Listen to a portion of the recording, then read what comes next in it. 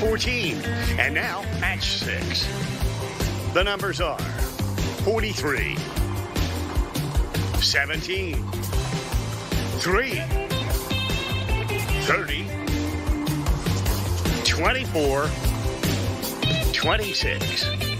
Thanks for playing the Pennsylvania Lottery. Benefits older Pennsylvanians every day.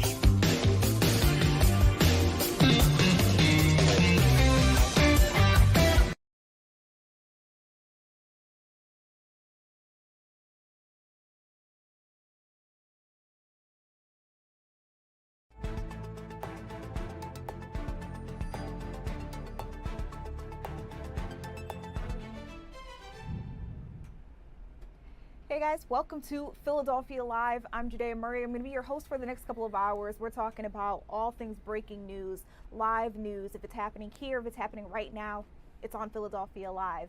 So while we normally talk about hyper-local things, you're taking a live look at a couple of different events, stories that are happening literally all across the country. So in the top left-hand of your corner of your screen, you're seeing that thick black smoke. That's out in California. We're hearing there's a large warehouse fire, and I've been watching it for a little over an hour now. It seems that we're seeing fire keep sparking up in different spots. So this is Tracy, California, you're taking a look at. We're hearing that the site inside that facility, they may have some flammable objects, and that may be why this fire is so devastating. Again, you can see that thick, dark, black smoke billowing out. I can only imagine the people who may live or work in the area, how they're trying to get through all this. I did hear that multiple businesses nearby have been evacuated. As you can see, the chopper is zooming out. That way you can see just how much of this area is impacted. That is happening right now as we speak. The only thing I can tell you, according to officials, no one has been reported injured. Well, it seems to be a miracle as you're taking a look at that. Now, on the bottom left hand of your screen, you're seeing a very solemn sight. 22-year-old Billy Schmidt, remember that name? We've been talking about him for quite some time now. He was killed just yards away from his home. We're hearing he was so close to getting home. It was around 1:30 in the morning that he was walking in South Philadelphia when apparently two people approached him. And they, according to police, may have been trying to take his phone. And the video, surveillance video that neighbors have given us, Billy appears to ask them to give him his phone back, and then minutes later, shots were fired, and Billy is no longer here with us. He was a senior at Penn State, hoping to graduate this December, and that is no longer going to be the case. So you are seeing friends, family members, and obviously clergymen too, out there on the scene. This is a vigil where they're asking for justice to be served. We're hearing that this just got underway, so it looks like they're starting off with a prayer. One of our reporters, Dawn Timoney, is out there bringing us this live picture for you all. I want to see if we can listen in to the tail end of the prayer. To make sure that we never forget his presence among us, and that this type of thing never happens again. We ask all of this through Christ our Lord. Amen. The Father, the Son, the Holy Spirit. Amen. Thank you so much. At this time, because we do have one of the lead city officials here. Pardon? Oh, okay. I was going to say we're happy to have our Chief Public Safety Officer, Adam Gear, who is the Chief Public Safety Officer for the City of Philadelphia, and he's choosing to decline comments, not because he doesn't care, but just as a sign of support for us here, and for him to be able to meet the family at this time. We are happy also to have with us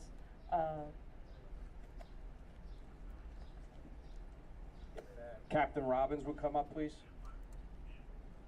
Ladies and gentlemen, Captain Robbins of the 1st District, a very good friend of mine. Unfortunately, we had to meet through circumstances that we shouldn't have had to meet through prior to this occasion. She's aces in my book, and she's always there when we need her. Thank you. It's really difficult to be here tonight, and this is the first time I've ever had to speak at an event like this. So it's very shocking to me and sobering. I don't think there's anything that I can say that will help your grieving as a community and as the family of Billy. And I didn't know Billy personally, so I can't speak to knowing him. but it's very clear to me as I look around at everybody that he was very deeply loved here and that he was a very large part of this community. And so I know that that love and that sense of community is going to be what gets us through that. And I hope that on behalf of everyone at the First District, we can be there to help you in any way that's possible. So please reach out to us. You'll see us in the neighborhood more often. I know many of my officers were very touched by this incident. And I just wanted to say I'm so sorry for your loss. Let's give it up for the commanding officer of the First District. This is the First District where y'all live, and this is who she is. We do have a Deputy Director of the Division of Safe Neighborhoods with us by the person of Eric Westbrook, who is also here in partnership with what is happening tonight. We're going to allow him to give just a few words on behalf of the executive level of the Division of Safe Neighborhoods. Thank you, Dr. Palmer. Good evening, everyone. I am so sorry for your loss. We were able to be out here earlier in the week, Monday, and to engage some of you and just to share some of our resources, but most importantly, share this space of love and support. And that's why we're here tonight. Thank you for holding this amazing event and giving us all an opportunity to grieve the loss, the sudden loss of this dear one, but also to hold on to each other a little more tightly. We are honored to serve any way that we can connect you with resources. I'm here. If you need any additional support after you navigate this trauma, we have resources to help you and assist you. Please don't go at it alone. You're not alone. Look around you now. There are people surrounding you who will listen to you, who will support you in this time, who understand what you feel right now. So use each other, and we can provide even additional supports if necessary. But again, I'm so sorry for your loss and that we'd have to meet like this. But just know that we are here to continue to partner with you through this time. God bless you all. Thank you. This time we're going to have the police chaplain of the First District to offer a prayer of comfort to you all. Chaplain, we call her Chaplain D, Chaplain Dolores. Truly, this is a sad occasion because it's all about you. It's all about each and every one of you. You all are special. You all are unique. We all need each other. And right now, you all need to lean on each other. Remember Billy and all that he stood for and carry on his legacy. Most wonderful and most gracious God, we come before you today, Lord God. Humble as we know how, Lord God. Asking today that you would just bring and wrap your loving arms around your people. Their hearts are heavy. Their hearts are heavy because the loss of a loved one. The family chain has been broken. Oh, we need thee, how we need you. We need you right now, up and down each and every block, up and down each and every neighborhood, each and every house that's represented here, each and every family. Touch them, comfort it as only you can. You're the God of mercy. You're the God of grace. And we need you right now, because more than ever, to guide them, to strengthen them, to comfort them, to wrap your loving arms around them, guide them in what they should do and how they should do it. That they will be able to stand against the fiery darts of the enemy, because we know that this too shall pass. But we need to get through it. We need to stand together. Help them to stand on your word, to stand on your promise that you would never leave them nor forsake them. So right now I ask in the mighty and wonderful name of Jesus that you discomfort as only you can. Give them that peace that passes all understanding, that when they're crying and their hearts is heavy, that you'll wipe the tears away and encourage them to run on and carry on the legacy of their friend, their loved one, their nephew, their niece, their cousin, all that Billy shared his love to them, that they will be able to carry it on. So bless them as only you can. Protect them and keep them. And we will forever give you the glory, honor, and praise. In Jesus' mighty name we pray. Amen. So as you can see, this vigil has literally just begun. They opened it with prayer.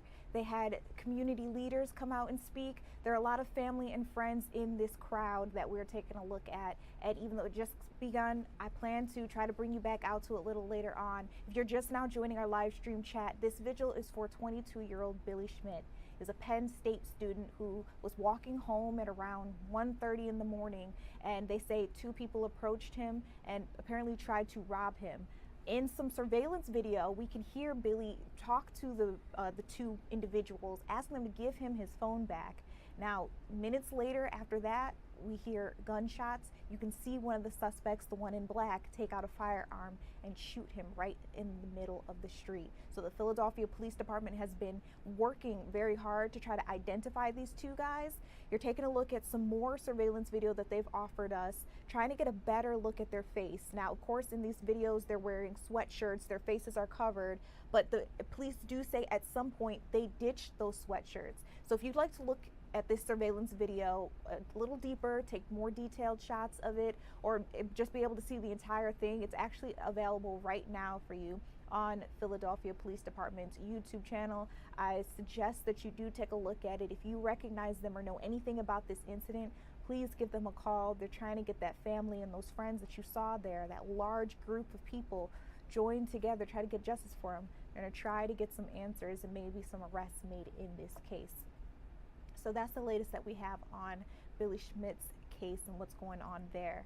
Now, I did also hear that we had some breaking news coming in from TMZ. They seem to think that they have a break in the Nancy Guthrie case. You know, we've been looking for Savannah Guthrie's mom for, what has it been, like months now, since February.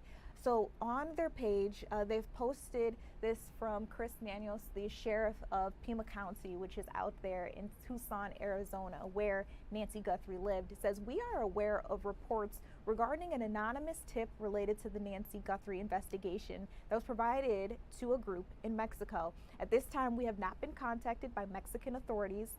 This investigation remains active and ongoing, and we will continue to follow up on any credible information." So the TMZ article goes a little further in depth and actually suggests that someone has given some anonymous tip that they may have found the body or maybe an unmarked grave belonging to Nancy Guthrie. Obviously, this would be a huge break in that case if it were to be true. We have been looking for her since I believe it was February 1st that she went missing. Savannah Guthrie, her daughter, who's one of the main hosts of the Today Show, has been worried sick. The rest of the family has been absolutely devastated. They've offered at least $1 million in a reward for any information. So now to finally get this anonymous tip, possibly coming from Mexico, it seems to be odd. It seems to be random. But if it's true, it could bring that family some more clarity and maybe even just help them come to grips with what happens to their mom. So that's the latest that we've got on that Nancy Guthrie case. Here, a little closer to home in Philadelphia, we've been going through a third heat wave of the season, and that has caused some trouble for the schools. We know that 52 schools here in Philadelphia decided to close down early today, try to get the kids out. It was going to be super hot, and a lot of the schools here, they don't have AC. And the health department also declared a heat health emergency. It began earlier this morning at around 11 a.m., and it's going to continue Friday until 8 p.m. So we got a whole nother day to go, you guys. I know you felt that heat. I know you felt that humidity. Just to see how long it's going to last us, I'm going to bring in Scott Williams, one of our meteorologists. Scott, you've been paying attention to this whole heat wave. You've been keeping us all up to date here. What's going on today? Yeah, I mean, Judea, it was brutal out there this afternoon with record high temperatures. We maxed out at 97 degrees, but feels like temperatures have been in the triple digits. And we're going to do that again for tomorrow. We are still timing some scattered showers and thunderstorms expected to move in later on this evening. So that window is about 8 o'clock until midnight. Storms will be moving in from the west. But look at the temperatures, 97 degrees today. Philadelphia, new record, old record was 95. Temperatures 95 in Wilmington, that tied the record. It was 96 degrees at the airport in Atlantic City. So that's the type of heat that we are dealing with. And right now, yeah, out. We are taking a live look Independence Mall. It is still 93 degrees, hazy sunshine out there, and that humidity really just hits you when you step outdoors. So that's why we're talking about taking it easy, drinking a lot of water. We've been stressing that throughout the week, and yes, today you felt it stepping outdoors. 91 right now in Doylestown. Is still 94 degrees for Hamilton. It was even hot down the shore for most of the day, with temperatures there getting into the 80s and 90s. Now, here is the danger. You factor in that humidity. Yeah, it feels like the triple digits right now for Philadelphia, still feeling like 103 degrees. It feels like 102 for Atlantic City. So if you are outdoors at any length of time, you know how that heat can really just take a toll on your body. Now, in terms of the forecast, take a look at this. We do have a severe thunderstorm watch in effect until about midnight for parts of the area. So we are going to be watching those storms as they move in from the west. So pretty much most of the area now under that severe thunderstorm watch until midnight. Here's the line of showers and thunderstorms moving in from the west, and you can see around Williamsport, the Harrisburg area. That's the activity that will be pushing through over the next several hours. So as we put a tracker on this line of showers and thunderstorms, not really moving toward the Philadelphia area until 9:30, 10 o'clock. So that's the timeline. We still have several hours to get through. We'll also go hour by hour showing you how those storms progress toward the area late this evening. So 9, 10, 11 o'clock north and west, and then 11 o'clock midnight moving toward the Philadelphia area. So these storms still will be likely packing that punch with damaging wind gusts in excess of 60 miles per hour. The forecast for your Friday, similar to today, 96 degrees the high temperature, more afternoon and evening thunderstorms popping up, and then temperatures on Saturday, 91 degrees, not as humid, so a pretty nice day. But look at the forecast for Sunday. High temperatures, upper 80s. The threat for some thunderstorms moving in. So that's what we're going to be watching for the Philadelphia Stadium. And Sunday evening by kickoff, there could be a thunderstorm in the forecast. So as we take a look at that threat of storms, there will be a cold front approaching during the day on Sunday. Out ahead of it, those temperatures, upper 80s, of course, looking at that humidity building. So that front's going to be pushing toward the area toward the afternoon, toward the evening, and that will give us, unfortunately, a threat for some scattered showers and some thunderstorms by the time FIFA kicks off on Sunday evening at the Philadelphia Stadium, Ivory Coast against Ecuador. So just kind of putting this on folks' radar, Judea, that we could have the threat for some rainfall in the forecast on Sunday here in Philadelphia. I mean, thank you for getting us up to date and keeping us aware of what might happen on Sunday, but I know a lot of people are still enjoying the last bits of Fan Fest right here in Lemon Hill tonight. You know, could it potentially rain during the next hour? Yeah, you know what? It looks like most of those storms are going to hold off until 9, 10 o'clock. So we're going to be watching that move toward the area, but we do have a severe thunderstorm watch that has been posted for pretty much the entire area until midnight. So it's closer to after 9, 10 o'clock, those storms will be impacting the immediate Philadelphia area. Okay, well, I still think that might be music to Chris O'Connell's ears. He's one of our reporters who's been out covering it. That means at least for the next hour, he should be all right. So we'll be checking in with him next, and I'm interested in seeing how things are going on out there. Yeah, thanks, Scott. So I let the cat out of the bag. You hear what's coming up next. FIFA World Cup has begun. It all started with Mexico City. Now, how is Philly going to handle things? We've already got Fan Fest happening. We'll check in with Chris O'Connell to see how people are having a little fun starting today.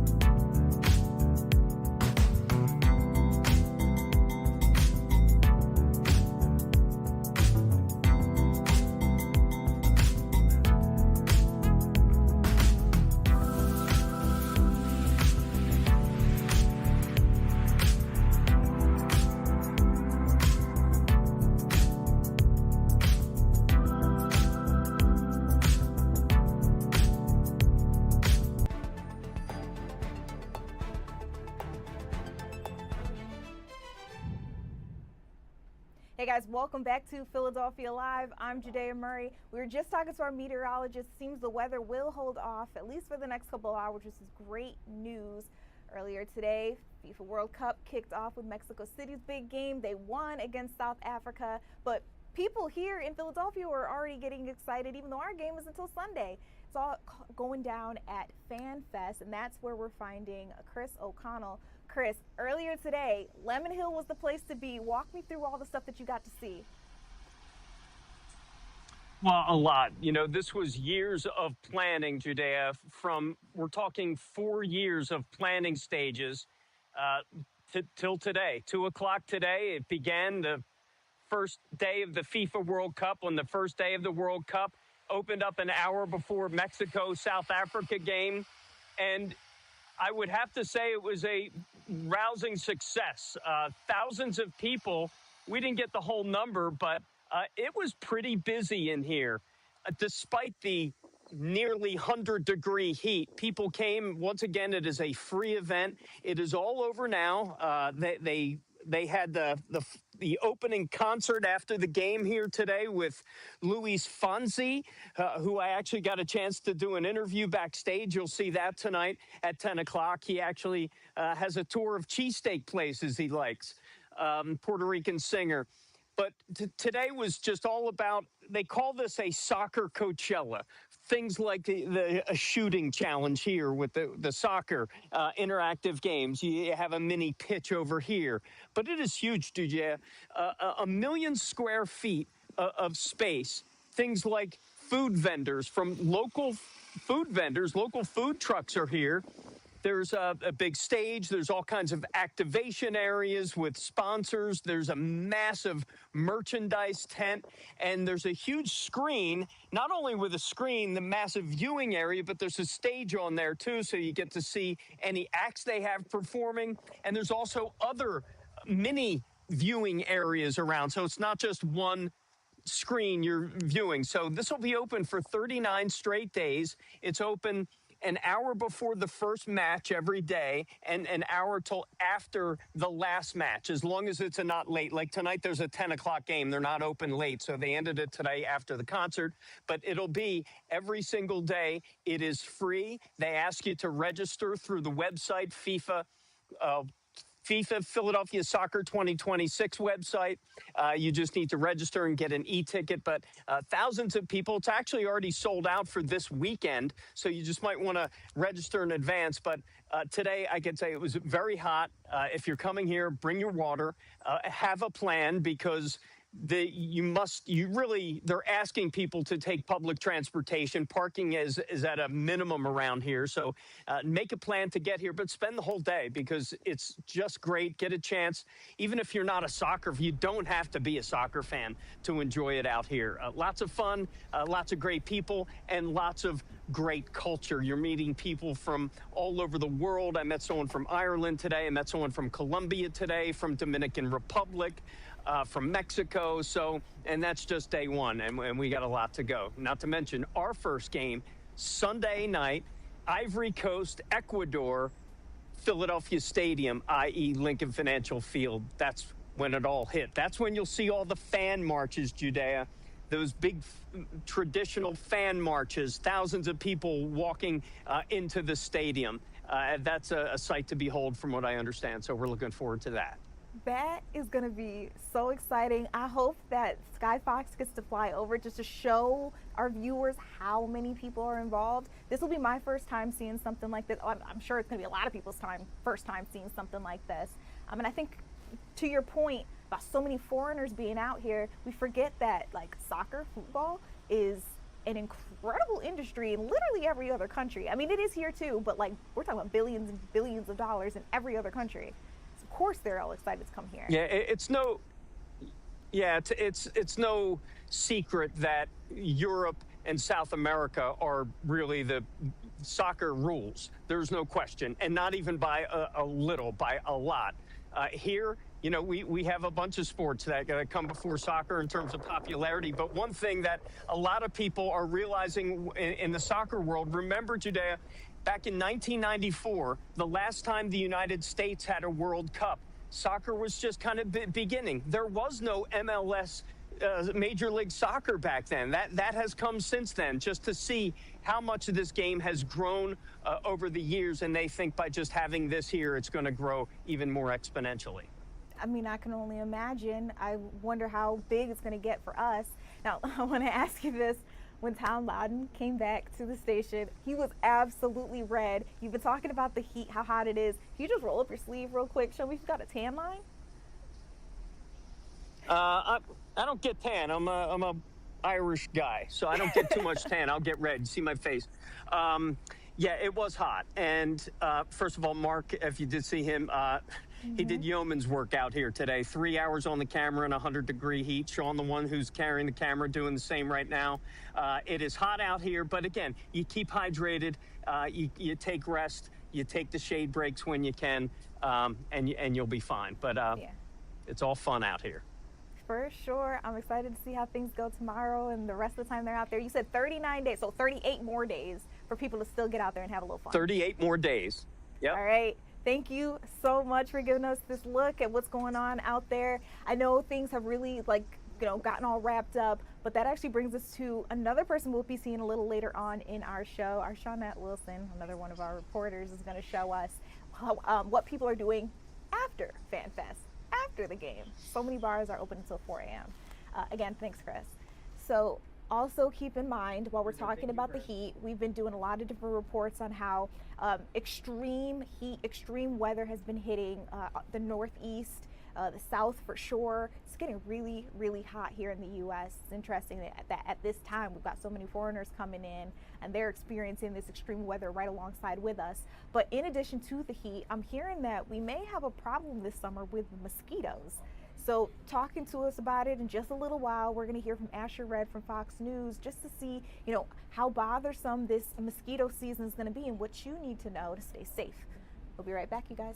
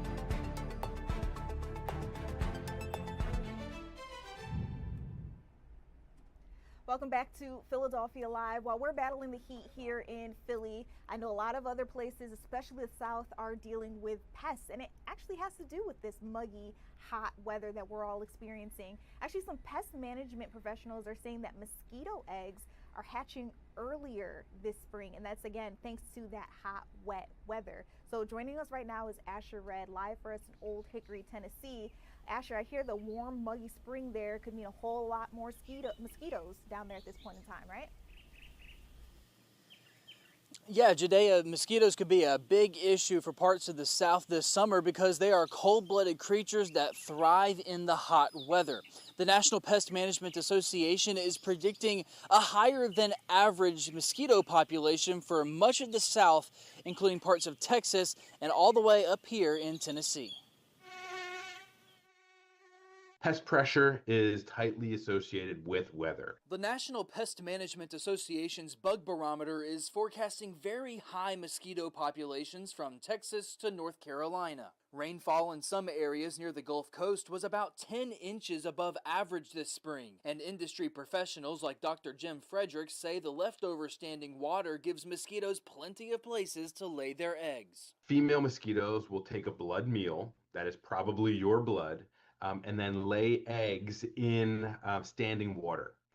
Those eggs hatch into larvae, the larvae develop into pupa, and then an adult will emerge. That all happens in standing water. Frederick says mosquitoes only live for a few weeks, but can produce more generations in years when the spring comes early. And hotter weather can shorten the time it takes for an egg to become an adult mosquito.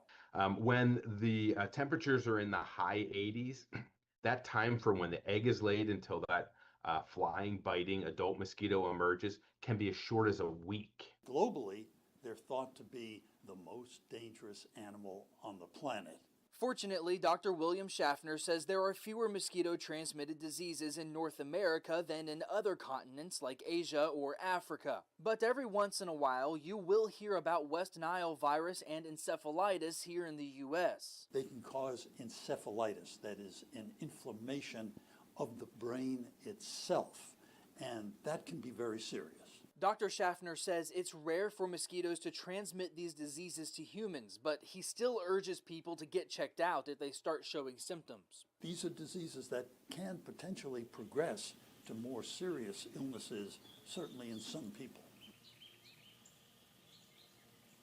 And pest control experts say that mosquito prevention begins at home. So go ahead and take care of those clogged gutters and pick up any debris that might have some standing water in it, because you're essentially getting rid of any options for mosquitoes to lay their eggs in.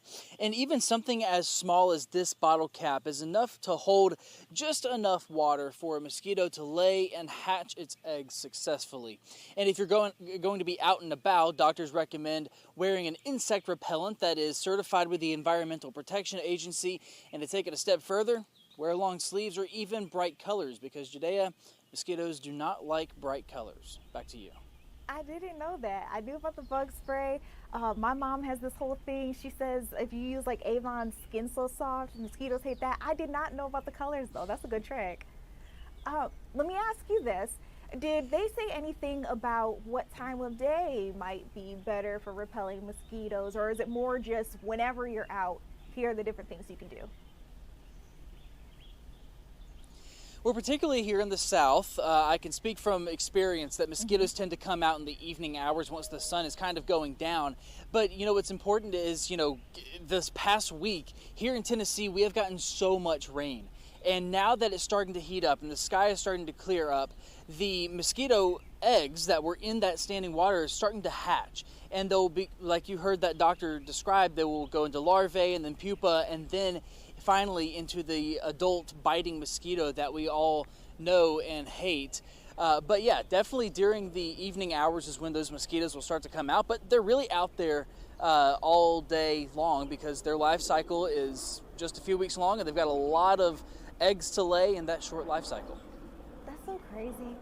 I want to ask you this too. While you're out there in Old Hickory, Tennessee, you would know better than us. Like, how is it right now? Are you seeing a lot of mosquitoes? Have you gotten bit while you've been standing here with us? Well, you know, it's funny because I'm pretty sure I swallowed a mosquito earlier, and I actually my bug spray was sitting right here, and as you can tell on the side of my shirt here, I tried to spray the bug spray and it didn't spray right. So now this shirt is basically a huge mosquito repellent. And I might have to wear it again because I reek of mosquito repellent right now. So we've got a brand new thing that we can all do. Just douse yourself in that mosquito repellent. It'll work just as well. Thanks, Asher, for keeping us up to date on everything that's happening. While that may be happening down south, we do get mosquitoes up here in the north too. So Everybody, let's just stay safe this summer. That's just funny. I hate that happens to him.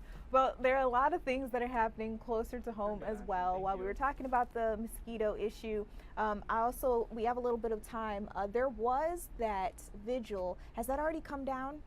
Okay, it looks like we've already left the scene of that. Just keep you in the loop. The 22-year-old Billy Schmidt, he was shot and killed while walking home in South Philadelphia. His community, they held a vigil for him a little earlier today. It got started at 7, so it sounds like probably around 7:30 was when they wrapped things up. But our Dawn Timoney, she's a reporter, she got out there to try to get everything that she could from that scene. I heard her right before the show talking to someone who said they knew Billy since high school. And they were just shocked that this happened. He says that he actually, it's hard for him to sleep. He's just been feeling really lethargic lately. You're taking a look, there was a picture of him on the screen there with a GoFundMe, and now you're looking at the scene where all this happened. Of course, there are also some memorials close by where they say that he was shot and killed. So again, we're all keeping up to date with everything that's happening here. Dawn is supposed to have a live report for us at 10 o'clock. So if you want to hear more of what they had to say during the vigil, we'll be able to bring you out with her a little later on. So, don't go anywhere. That is still ahead. Meanwhile, also across the country, because we're keeping our eyes on literally everything that's going on. Do you remember the Palisades fire? It was that huge wildfire out in California. So we heard that it was deadly. A lot of people, a lot of celebrities especially, lost their homes during those fires. Well, the guy who officials believe intentionally set that fire is in court. So in just a few minutes, we'll be talking to Sarah Legre, also from Fox News, to talk to us about what's going on here, what we're expecting to see as the days come in this trial. We'll be right back.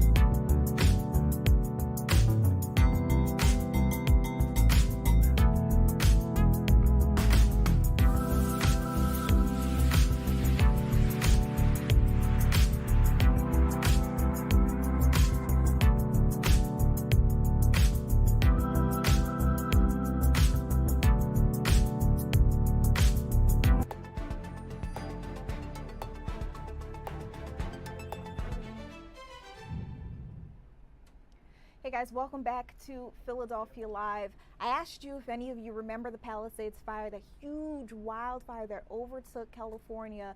Like for weeks, we were hearing lots of reports. A lot of people ended up losing their homes. Some people lost their lives when those fires broke out.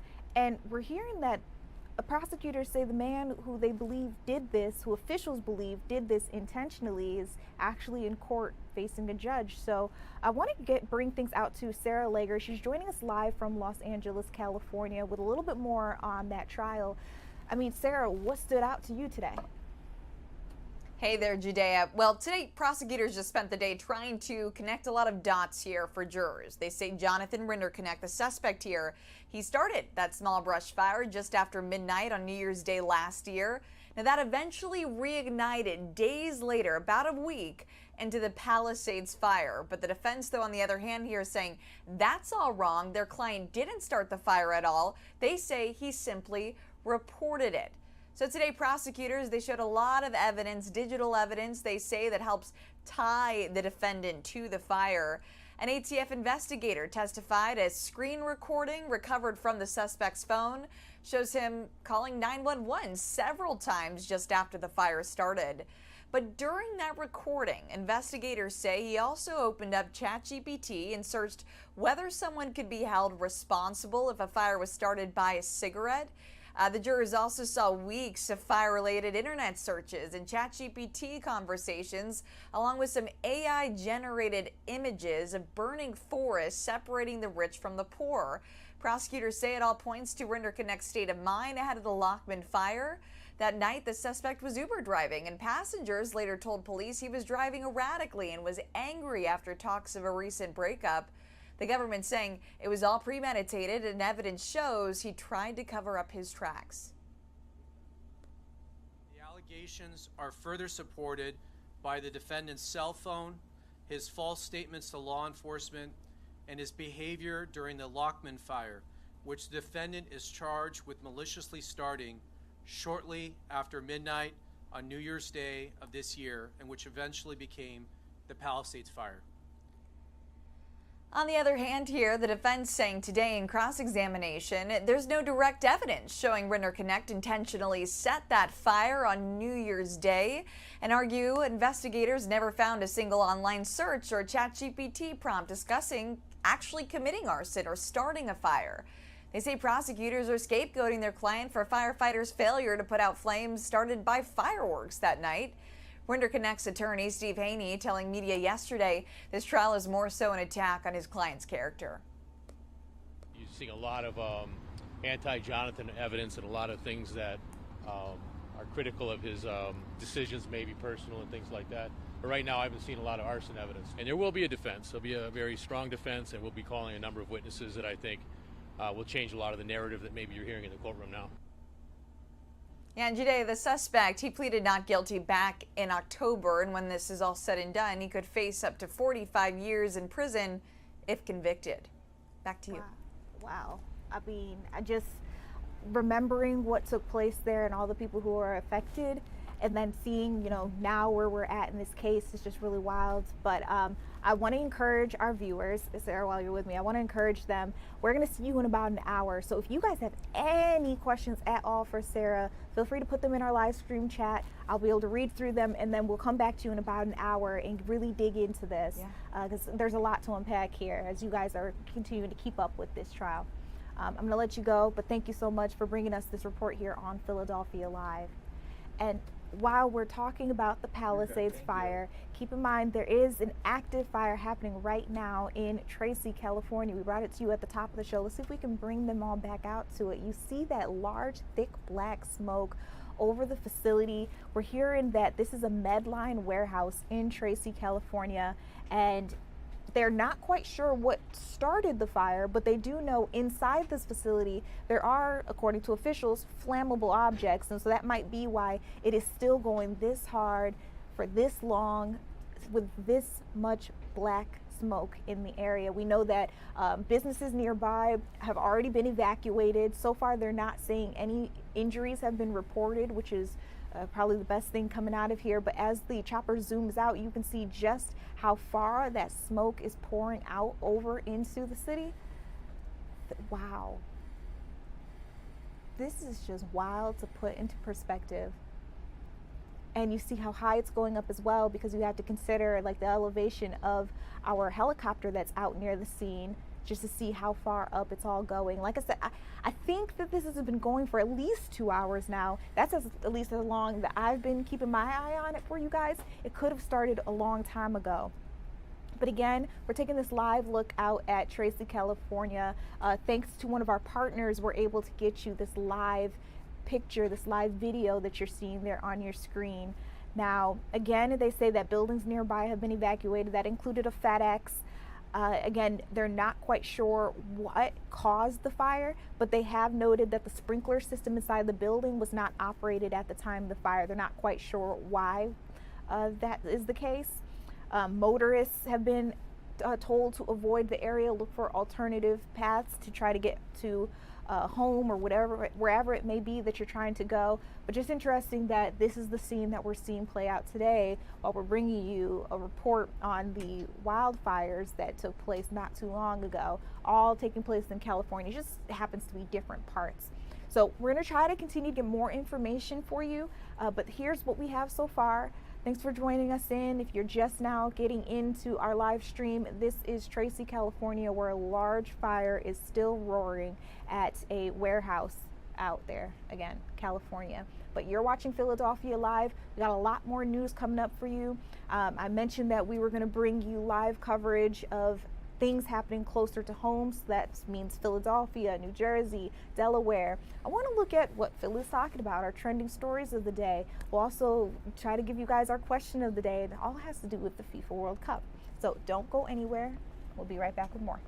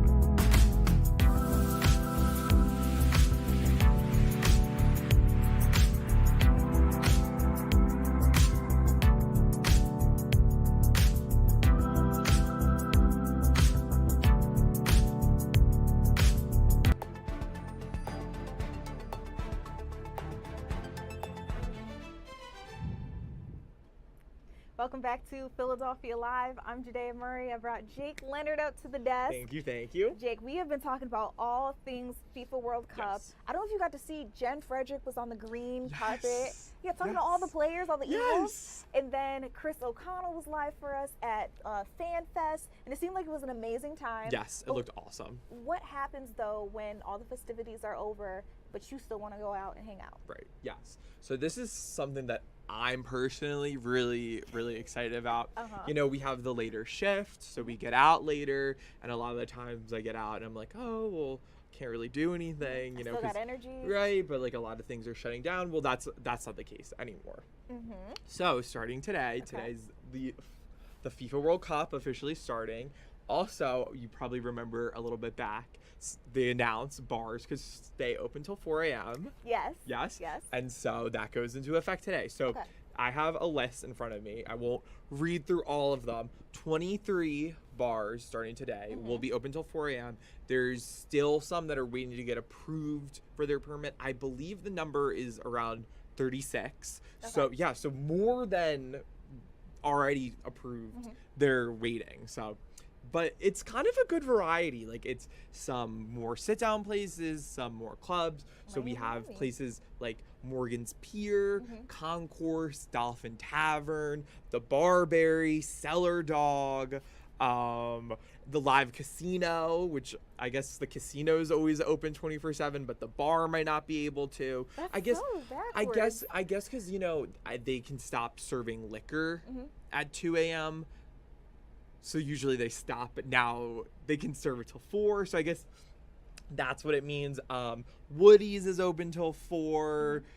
Warehouse on Watts, Liberty Point, Lucy's. There's a lot. You can find the full list on our website, Fox 29. As more getting approved, I'm sure this list is gonna grow. But I think it's a really cool thing, and like I said, I think it's cool that it's like a variety of different types of places. So depending on what your vibe is, if you want something a little bit more relaxed, or if you want to go out and dance, like there's kind of an option for everyone. So I think that's kind of awesome. Jake, I am noticing a pattern here in the city of Philadelphia. We got Center City Sips. We've got Dining Under the Stars. Yes. And now the bars are going to stay open. Yes. So I think Philly has a drink problem. Or maybe we just really like to have fun here. Let's go with that one. Let's go with that one. Okay. That's what we'll tell the people. Yes. In addition to the FIFA coverage, because like I've been telling you guys for weeks now, we are all FIFA'd out here at Fox 29 Philadelphia. My big question for you guys is, like, are you fatigued? Are you FIFA fatigued? Yeah. or are you feeling fired up? Like, it literally just started, but we've been talking to you about this for so long. Are you excited for the games? Yes. Like, how are you guys feeling? Yeah, so I feel like here at the station and us, we have, I'm going to call it FIFA fever, but not everyone might have FIFA fever. So, we want to know what you, the viewers, the people have to say about it. So we ran a poll, fox29.com/GoVote, always, always, always under the Fox Local tab. And so we just asked, the World Cup is here, how are you feeling? So 45%, the majority, are excited. 33% already over it. 22% other, leave a comment. We ran this on all our social platforms. Yeah, so Instagram, X, Facebook, and we wanted to hear people weigh in. So if I could read a couple comments. Gwen says, I'm happy for soccer fans. I'm happy they're happy. I'm not a huge soccer fan, but I'm glad that people are going out and celebrating. Another, Bob said, could not care less. Mimi said, cool. Someone else just said exciting. Someone said amazing.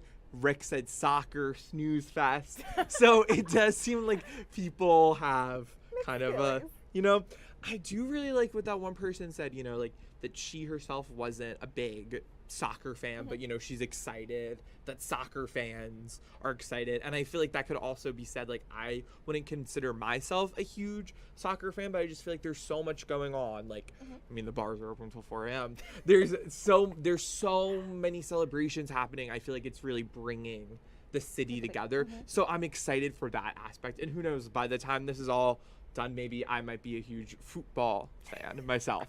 So we're getting fired up, you guys. We got to get them ready. You have to pick a team. There are so many out there. Now, for me personally, I would pick my team based off the jersey. Right. But apparently that's not the best way to go. I actually have to see how they play. Yeah, whatever. Yes. I mean, I am actually wearing an England shirt right now, but I'm not committed. That was actually kind of a coincidence, but maybe it was subconscious. Maybe I actually do have a team. We see where you're drawing the line. It's all right. Now, you guys, he did mention where you can go and vote. We do want to hear you guys weigh in all show long. We'll be dipping in and out of this. Yes. There are a lot of big stories that we're talking about, but we also want to have fun on the show. Yeah, 100%. And we want to hear what you have to say. So again, the poll itself, fox29.com/GoVote. But if you want to leave a comment, let us know what you think. You can find it on all our social platforms. So on our Instagram story, on our X, on our Facebook. I'll even put the link in the TikTok chat, so you can vote there or just leave a comment. So. Yeah, please do. We've actually got Miss Joyce on TikTok who says, I grew up on the football field, Woodrow Wilson High School. Oh my gosh, I love it. Yeah, I love to see it. Now, you're talking about football, but we're talking about football. Yes. Football. Yeah. Oh, someone else has learned so much by being out there. Yeah. Okay, so before you go though, Jake, you were actually the person who made me aware of that Yes. TMZ article Yes. having to do with Nancy Guthrie. At first, what was your reaction when you saw it? Yeah, I mean, the Nancy Guthrie case kind of started unfolding pretty soon after I got here. Soon enough. So I kind of consider that as one of my first like big stories that I was a part of. So I remember when it was unfolding, I was very like invested, I was really curious what was going to happen. And then the case kind of just like, it seemed like everyone, I don't want to say forgot about it, but I feel like it kind of got pushed to the back burner a little bit. Fair point. A lot of our viewers have been saying the same thing. What's going on with Nancy Guthrie? Why are we not hearing about Yeah, Nancy Guthrie? so I'm glad that there's hope that there's going to be some closure for Savannah and the rest of the family. I mean, I think the whole thing is really interesting. Like it was just like a random search group in Mexico, like, kind of good people just going out and searching. They were the ones that got the anonymous tip. So, I wonder what makes them, at least that group, confident enough to share it with other outlets. Yeah. What makes them feel confident enough that it is Nancy's body or Nancy's grave, or whatever it may be that they think they found? Yeah, I mean, because that's the thing about this case. There have been so many like situations like this. There's been ransom notes, some legit, some we don't know are legit. So could this be legit, or could it just be something like this? Well, yeah, we'll just have to see. I'm very interested to see how this case unfolds, and again, hopefully that family gets the closure and we all get some closure. So Absolutely. Jake, thank you for everything so of course far. Thank you. We'll see you a little later on in the Yes. show. You guys, if there are some big stories out there, anything that's trending that you want to know more about, you want us to dip into, let us know in our live stream chat. We're able to go and see a couple of different things and be able to bring you multiple headlines right here on Philadelphia Live. Don't go anywhere. The news does continue. Talking all things FIFA and all things sports with our sports team right after this.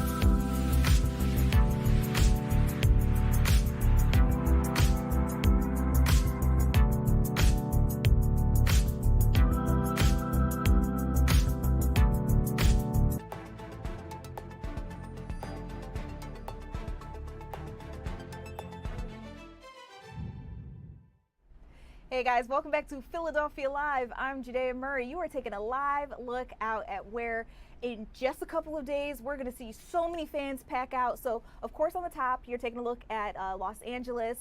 They've got their stadium ready for their big game tomorrow. Team USA is going to face Paraguay. That's all going down at Los Angeles Stadium. And then of course We had to bring you Philadelphia Stadium. We've got our game Sunday, or excuse me, our match. That's what we're calling them. Our match on Sunday. We're facing the Ivory Coast versus Ecuador. It's going to be really big, but people have already been getting excited for Fan Fest that's going on in Lemon Hill. And actually, that's where I want to bring in Breland Moore from the sports team. Breland, earlier on, you had the Fantastic Sports Show. You got to see literally everything out there. Walk me through some of the more exciting points of the Fan Fest. I actually wasn't at the Fan Fest at all. No, you weren't, but didn't you go out and you got to see, who was it, Jen Frederick? Didn't she have a report with you guys? So Jen Fred was actually at which was really cool. It was a Jordan Mailata fundraiser at Stateside Live tonight. So she was with the Eagles. We were kind of doing a hybrid of the World Cup and of a little bit of Eagles news. So she was there for the Mailata Family Foundation. They're raising some money for some underprivileged kids who need some help filling the gaps in, especially when they're, times are tight and wallets are tight right now. And so, when kids are going to school and they need a little helping hand, the Mailata Family Foundation is helping them. And that's just one of the initiatives that they have there. So she was down there hanging out with the Eagles while we were up here talking a little soccer and some World Cup. So you kind of got a little bit of a hodgepodge show tonight. Okay, and actually, I want to talk to you about a couple of different things that are going on. So first and foremost, our question that we've been asking our audience, while the World Cup really has just gotten started with Mexico's game, and of course, we're going to be having our match on Sunday. I just wanted to know, are you feeling fired up, or are you all FIFA'd out? Like, we just began, but how are you feeling? Oh yeah, I feel great. I think it's really fun. Jason and I were talking earlier on the Fantastic Sports Show, like you mentioned, that it's really a special feeling to be one of these host cities, and it doesn't really hit you, especially for me working in sports. Yes, this has been looming for quite some time and we've heard about it, and yes, we're getting excited, but there was no real excitement for me because I'm a very boots on the ground person, and it's like, okay, but I have the Eagles to worry about. I have the Sixers and the Flyers playoff runs. I got the PGA to worry about, and then I have the Phillies and their historic, scoreless inning streaks and save streaks and whatnot. So there was so much going on that it was really hard to focus on an event that was so far down the line. But now that it's finally here, now that you're seeing tourists walking around and people walking around in different color jerseys and different nations' jerseys, and it's a really humbling feeling. I think I've grown up around this area my entire life, and I've lived other places, but I've always found my way back home. And to be able to watch tourists come here, spend their hard-earned money that they've been saving up for however long to look at the sites that I walk past every single day on my way into Fox 29 of just, walking past Independence Hall and whatnot. It's a really, really special feeling. And it's something that I'm really looking forward to continuing to watch over the course of this month and change. I actually really appreciate how you put that in perspective because, yes, absolutely. We've been talking about how this is really where America all began, and if anybody really wanted to see what America's all about, Pennsylvania is the place to do that. Philadelphia is that place. I'm glad that you mentioned that. So, as you pointed out, there is so much going on. I don't know how you feel about talking about the Knicks, but as the resident New Yorker, we have to. That game? Crazy. It is a little disappointing if you're a Spurs fan, because at this point, that is a game that if they would have actually not imploded, could have completely changed the momentum of this series. You're right back in it. You're going home to your home court, have a chance to play in front of your home crowd, and to just absolutely self-destruct and blow a 29-point lead. That's not just one of those games that is a bad game. That ends your series. That was the momentum shifter potential, and you blew it. And so, all credit to the Knicks. They never gave up, and good for them, I guess. But it was if I was a Spurs fan, that's the dagger for me. Even though there's still one more game to go, but New York can close this out, of course, over the weekend here in San Antonio. That was just, if I'm the Spurs, I'm taking a real hard look at that one because that's your momentum killer. Right here on Philadelphia Live, obviously I couldn't show the game, but I was telling the people what the score was, and I just remember it was right before halftime, the last time I looked at the score, and I was like, New York, what are you doing? Literally, what are you doing? And then to go home and get a text from a friend who was like, are you watching the game? This is insane. And then seeing that, the basket that did it. Yeah. It's crazy. All right. It was something. We can move on from that. I see you got your Team USA gear on. Yeah. Really exciting. The guys play tomorrow, right? Yeah, so this is actually a women's jersey. One of my best friend's sisters plays on the U.S. women's national team, so I only have a Sam Coffey jersey, so that's for me. But yeah, super exciting. USA taking on Paraguay tomorrow at 9 o'clock right here on Fox 29. Well, not right here because it's streaming, but on Fox 29 tomorrow. Somewhere. And it's super exciting. Mexico opening up the tournament today with a 2-0 victory. Hopefully the United States Paraguay is a mismatched team. This is a 17th ranked team against a 41st ranked team, so the United States shouldn't have a problem here. But it is just the opening stage of group play. They have never made it past the quarterfinals in modern history, so obviously aiming for that. But first things first, you got to take care of business in group play and make it into that knockout round. So hopefully they will be able to do that. But the first step, of course, is beating Paraguay tomorrow. So it should be really, really exciting. And if you're, watching in our area here, a lot to be excited about. 5 different players. Yes, we are counting Christian Pulisic, even though he's from Hershey, and even though it's technically not in our viewing area, he is still #from here for all intents and purposes right now. So we have 5 guys on the roster who are representing our area, and that is also just an unbelievable privilege to have 5 out of 26 players come from roughly around where we are from. So that's incredible as well. Yeah, very, very exciting. Los Angeles Stadium is where that's going down. Again, tomorrow is when that match takes place. All right, let's get into the Eagles. I actually saw this yesterday, and I forgot to ask you about it, but I did hear that the Eagles have signed not just 1, but actually 2 players. But can you talk to us a little bit about that? Oh, yeah.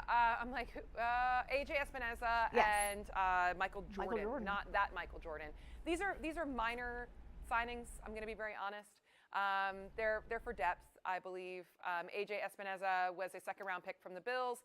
He was traded or signed with the Browns and didn't pass his physical. So this is one of those typical Howie Roseman pickups, and maybe he has an incredible boom, or maybe he gets cut during training camp. And the Michael Jordan signing is not really, I don't think we'll be seeing him on the 53-man roster. No, but that's okay. That's what happens around this time. It's a lot of signings and droppings and whatnot because you're just trying to fill out your training camp roster. Training camp roster is 90 guys. It gets trimmed down to 53-man. So you're going to see a lot of these minor transactions going from basically now until the end of August. But once you have your 53-man roster set, that's who your players are. But maybe AJ, but this is still a very minor move in my book for the Eagles. Got you.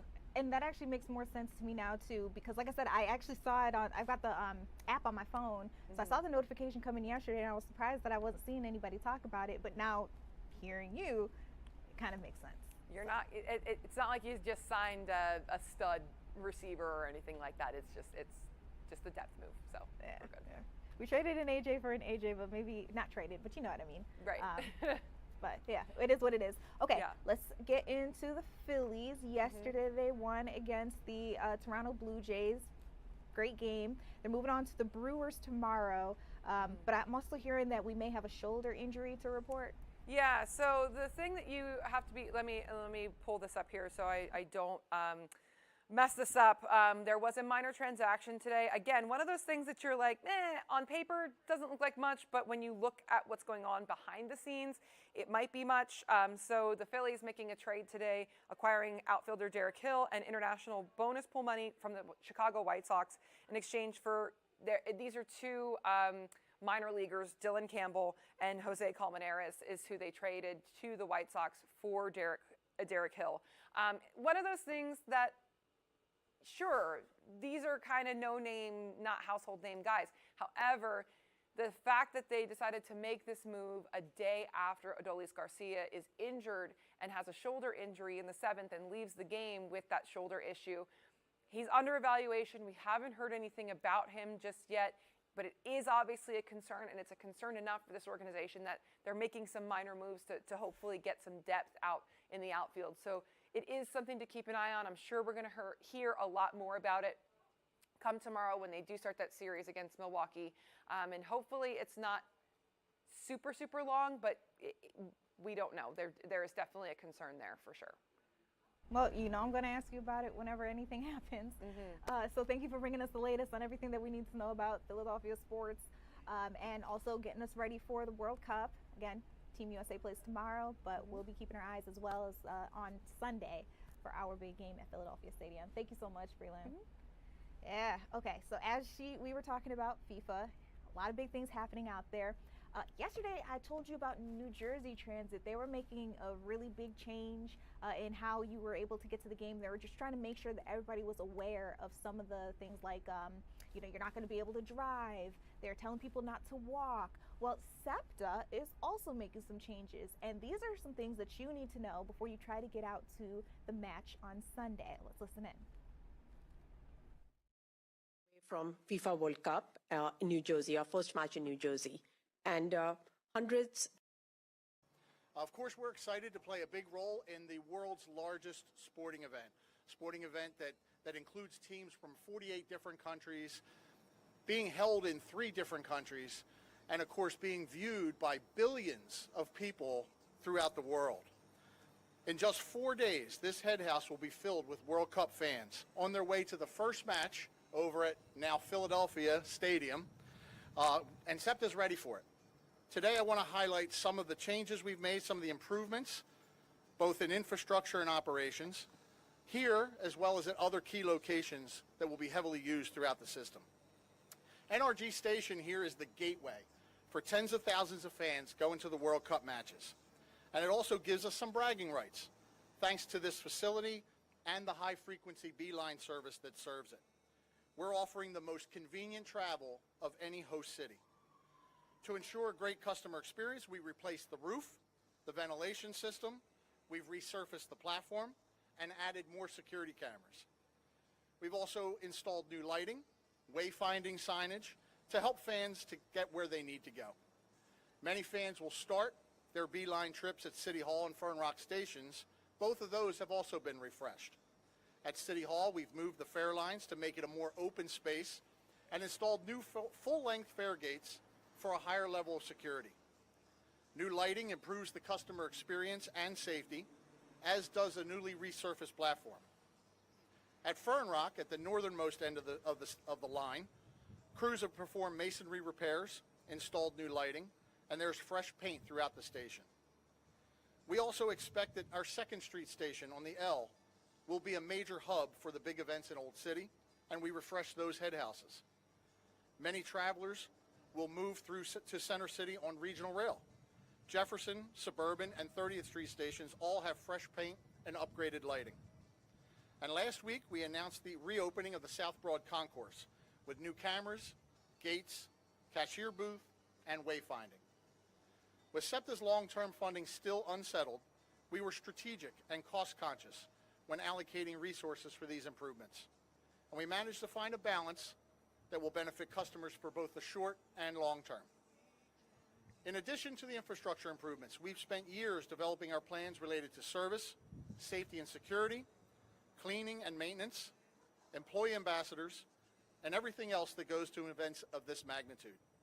The numbers speak for themselves. $5.5 million secured in federal operating assistance, 55,000, the projected total passenger trips on the B-line for every match, 30,000 cameras monitored by our Transit Police Virtual Patrol Unit, 15,000 riders moved on this line every hour, 10,000 wayfinding signs and digital displays installed system-wide, 10,000 feet of fencing for queuing at key stations, more than 700 cleaners and maintenance personnel, more than 700 employee ambassadors covering 1,100 shifts to assist our riders, more than 100 transit police officers deployed across the system each match day. 30 stations have been deep cleaned in the last 30 days. 8 days of our command center activation, the place where our key leadership, our executive leaders will be staged throughout the events. And all in preparation for this, we completed 2 emergency preparation exercises to make sure we were ready.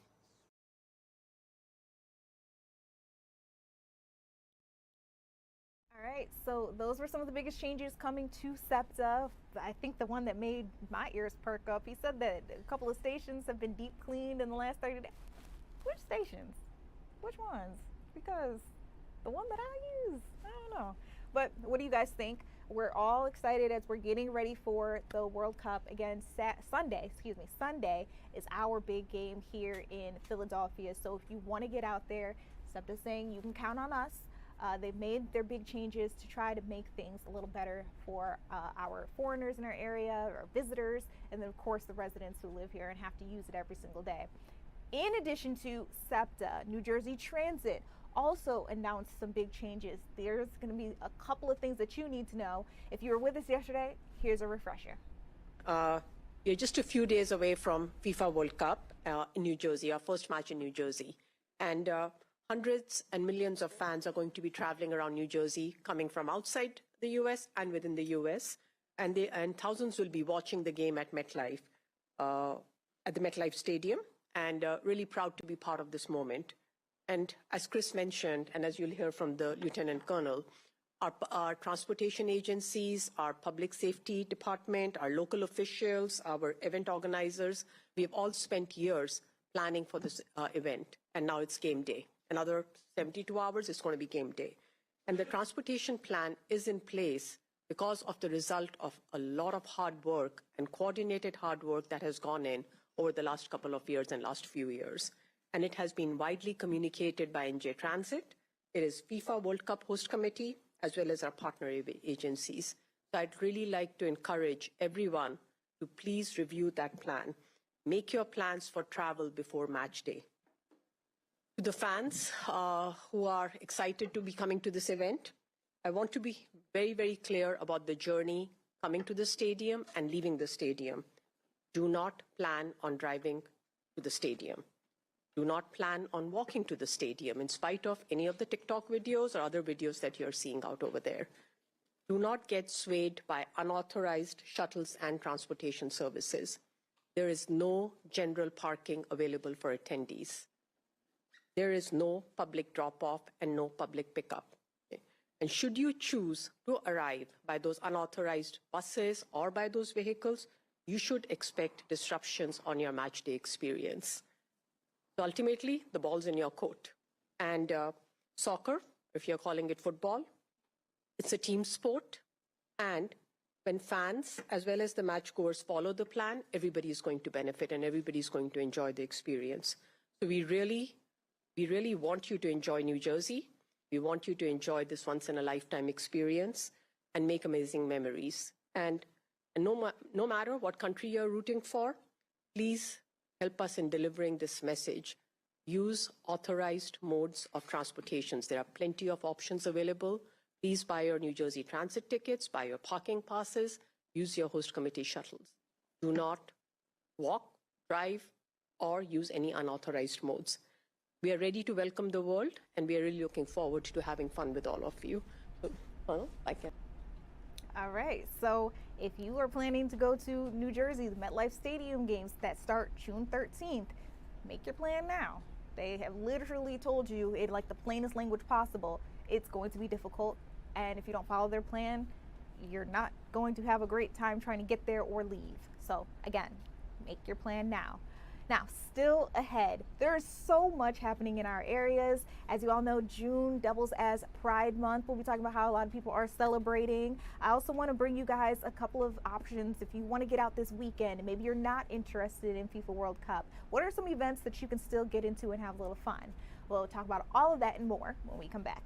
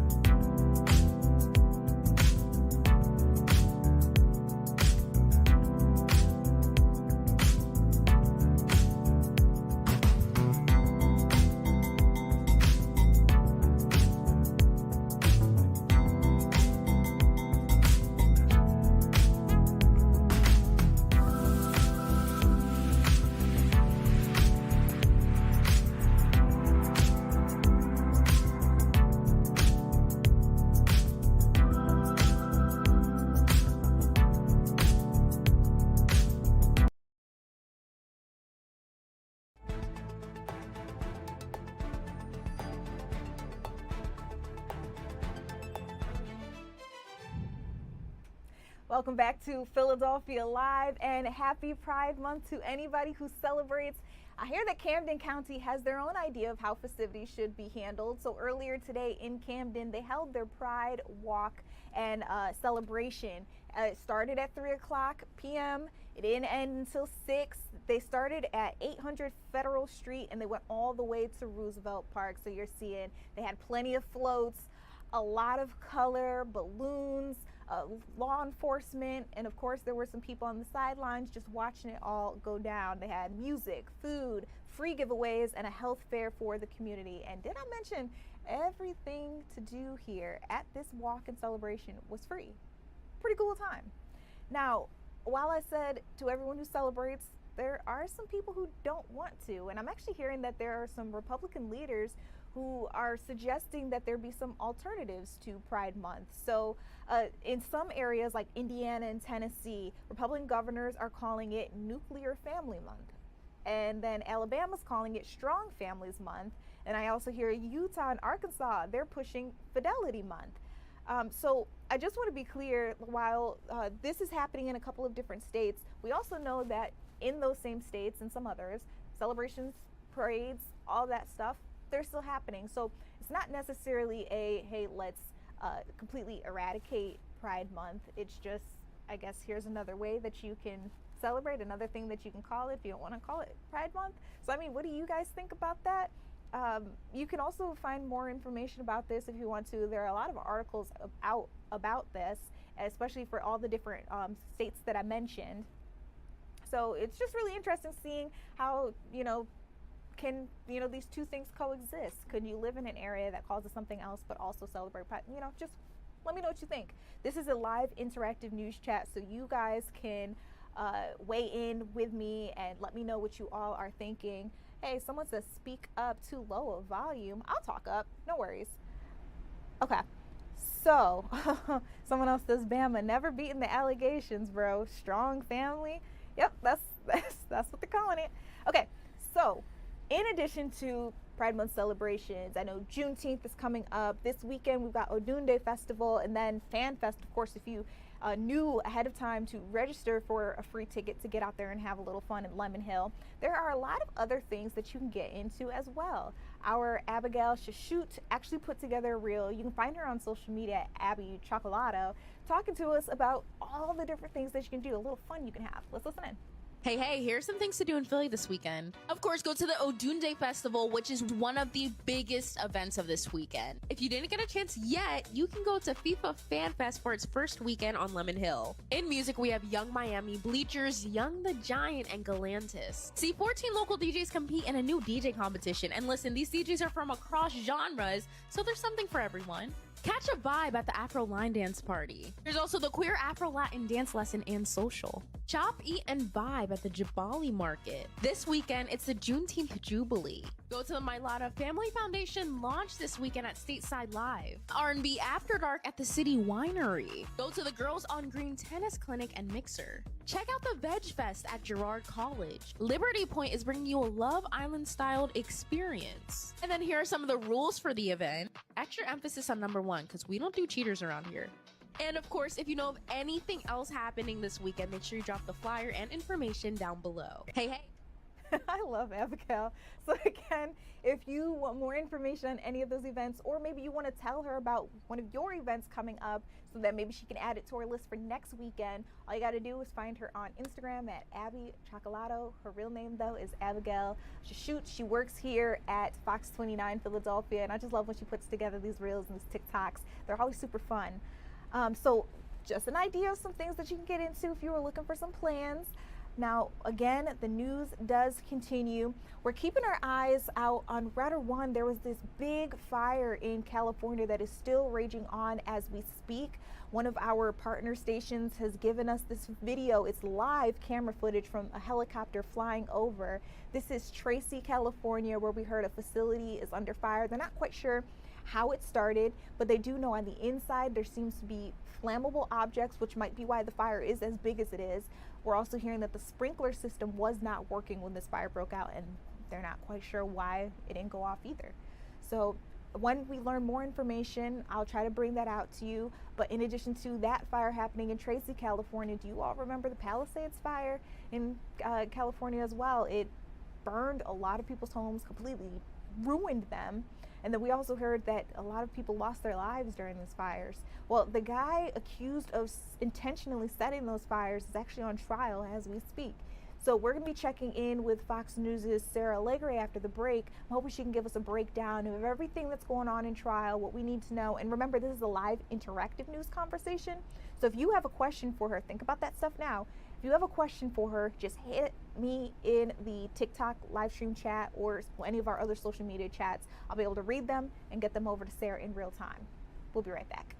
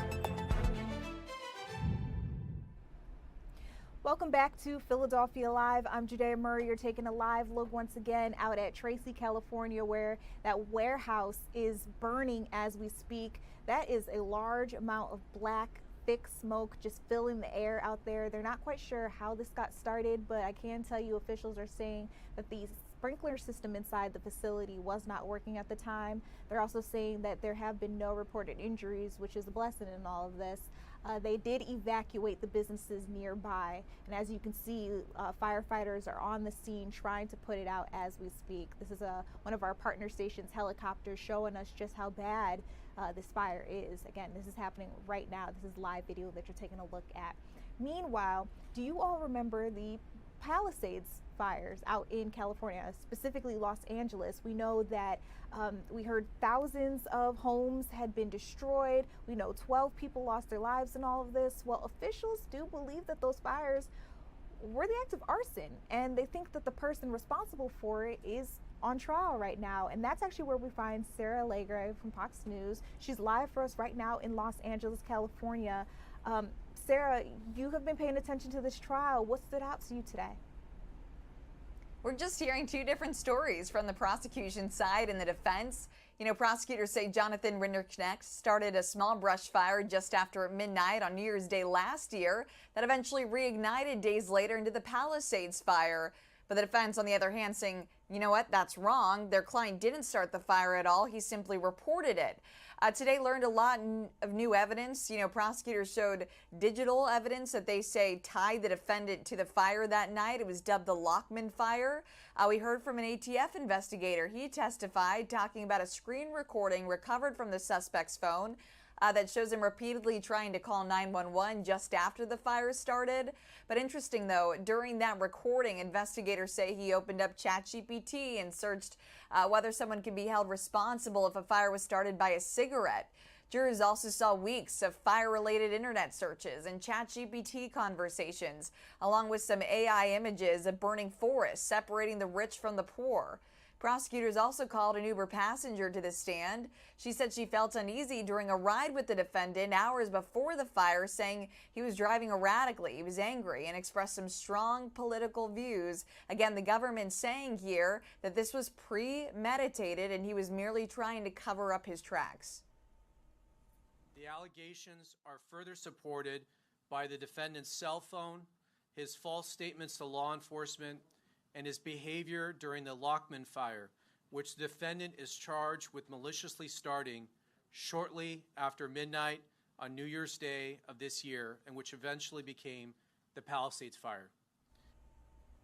Yeah, during cross-examination today with that ATF investigator, the defense said, you know, there's no direct evidence showing their client, RenderConnect, intentionally setting the fire New Year's Eve. And they argue investigators never found a single online search or ChatGPT prompt discussing committing arson or starting a fire. They say prosecutors are scapegoating their client for firefighters' failure to put out flames started by fireworks that night. The attorney, Steve Haney, for the defense, telling media yesterday this trial is more so an attack on his client's character. You're seeing a lot of anti-Jonathan evidence and a lot of things that are critical of his decisions, maybe personal and things like that. But right now I haven't seen a lot of arson evidence. And there will be a defense. There'll be a very strong defense, and we'll be calling a number of witnesses that I think will change a lot of the narrative that maybe you're hearing in the courtroom now. Yeah, and the defendant pleaded not guilty back in October and faces up to 45 years in prison if convicted when this is all said and done. Today, back to you. Wow. I mean, this wouldn't be the first time we heard in a case or a trial that someone's search history was being used against them, or conversations that they've had with ChatGPT or any other kind of AI bot was used. But it is interesting seeing how it's being used in this particular case, because it's kind of like semantics, from what I'm understanding from what you say. One person saying, well, you search for these kinds of things that could be attributed to these large fires, and then someone saying, well, he didn't outright search about arson. So, I mean, how are you seeing that play out? Yeah, it's looking very specifically at the wording. You know, the prosecution here trying to paint a picture, essentially saying this is what he searched using ChatGPT. Here are the prompts that he developed, the images that created. I want to go back to the forest burning, essentially saying he had this fascination with this image, with fire, essentially, is what they're saying. And then you see this separation between the rich and the poor here. And so that's what the prosecution is really laying out. Also looking at ChatGPT prompts, internet history, talking about how do I delete any kind of iCloud data, messaging as well. But then on the defense side saying, hey, he may have asked all those things, but he never looked online, never with Google, never with ChatGPT specifically, talked about committing arson. He never talked about starting a fire. You don't see that anywhere in what the prosecution is laying out.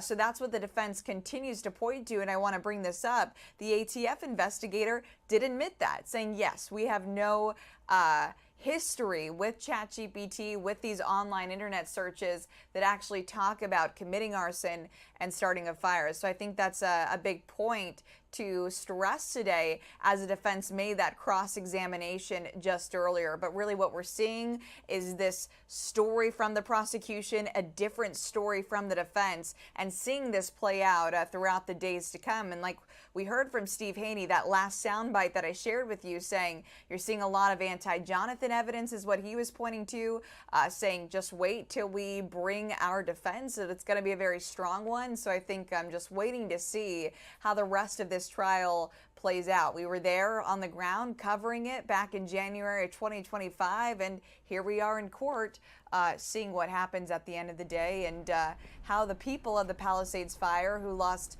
thousands of homes, will one day get justice here. Got you. Is this the beginning of the trial? Is today the first day, or are we here in Philadelphia dropping in the middle of it? This is the second day. So yesterday began opening statements, but this is the second day where we're really starting to dig into the evidence, at least from the prosecution side. You know, sometimes they'll give an indication of how long they think trial could last. Have they said anything here? I can't answer that question at this point. We are looking and talking closely with our producers back in the court right now, but hoping to get a better idea as the days progress. But I know that they do want a conclusion here soon, but we will continue to follow the evidence in this case. Absolutely. Sarah, thank you so much for giving us this report. A lot of big stuff here. Our audience was really interested, especially seeing that the election that we just had out in Los Angeles, one of the candidates talked about this fire, that his home was lost in it. So I appreciate you giving us what's happening in that trial. And you know, no problem. Spencer Pratt is the politician that I was talking to all about. You may remember him from, I think he was on The Hills, that show. It was like, what am I trying to say? Not real. What's that kind of TV called, Jake? When the moment has passed. Anyway, Spencer Pratt was on The Hills. A lot of people knew him from that, but he decided he wanted to go into politics. And one of the biggest reasons that he said he wanted change to happen was because his home, he had lost it during the Palisades fire, and he felt that the leaders didn't do enough to protect people like him or end it. And in addition to Spencer Pratt, I'm trying to think off the top of my head, some other people I know lost their homes. Paris Hilton, Beyonce's mom, Mama Tina Lawson, she lost her home as well. So, you know, it was really big, and it's not just, of course, celebrities. Those are just the names that we hear about, but we're talking about thousands of people who ended up just walking away with nothing. So I'm sure there are a lot of people trying to see what turns out in this case. If that guy is an arsonist, if he did do this, I'm sure a lot of people are going to want to know that he is behind bars. But of course, everyone is innocent until proven guilty. And if his defense can prove that maybe he looked up these things, but that does not prove that he actually did anything wrong, he could have just been in the area, that maybe he really was just trying to help law enforcement, then, you know, we'll just have to keep moving on and see what else may have started these wildfires, the Palisades fires. All right, so that's what's going on there. You guys, we're going to take a quick step back. We'll talk to you a little bit more about this Tracy, California fire, and then we'll also see what other big stories may be out there to bring you guys up to speed on. We'll be right back.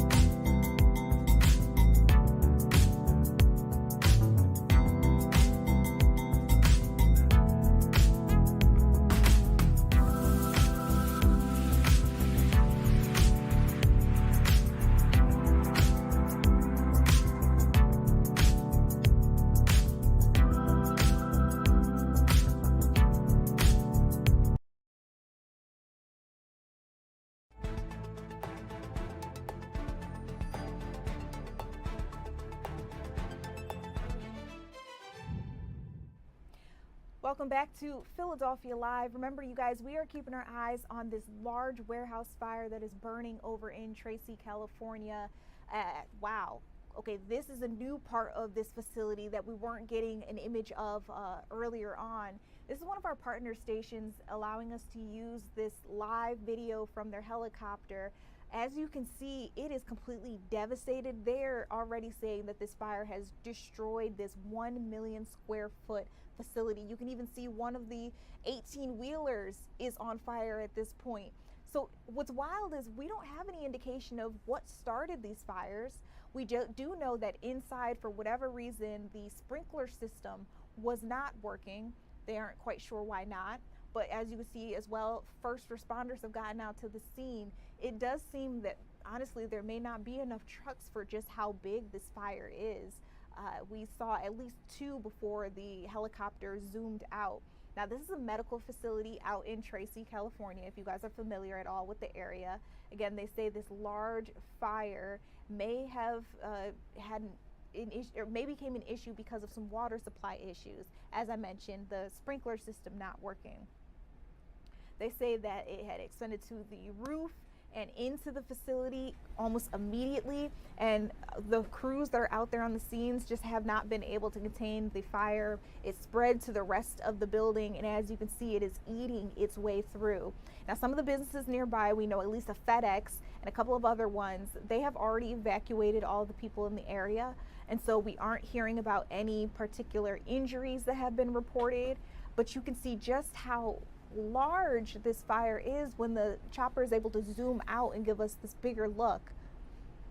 So you can see where it started and just like billowing out into all the nearby neighborhoods. So again, we're hearing that there was a water supply issue. The sprinkler system inside the facility may not have been working properly. Firefighters are trying their best to put this out, but honestly, we've been watching it for about 2 hours, going on 3 now, and it seems that every time they're able to put out a certain part of it, it seems another part pops up on fire again. As we saw, there was that 18-wheeler that had erupted into flames as well. They say that part of the things working against them is not only the water, but also there's low humidity and high winds, high temperatures. It's not just hot here in Philadelphia, it's also hot out there in California. So they say this is honestly the perfect recipe for a disaster. And so that fire is evolving very, very quickly as they try to put it out, but so far, nothing. They say there also have been multiple explosions heard in the area. They came from tires on trucks popping and exploding, and then some of the products that are inside, not just the facility itself, but also from the trucks. Again, I did mention this is a medical facility. They say Medline Industries is that company. They have confirmed that all employees, everybody who was on site, we're talking about personnel here, everybody has been accounted for. There have been no injuries. But Medline Industries happens to be one of the largest providers of medical surgical products to all points of care. So there are going to be a lot of people who are not getting the products that they have ordered because of this. And investigators are going to have to look into what caused this to start and try to figure out quickly how they can put it out in the next couple of hours.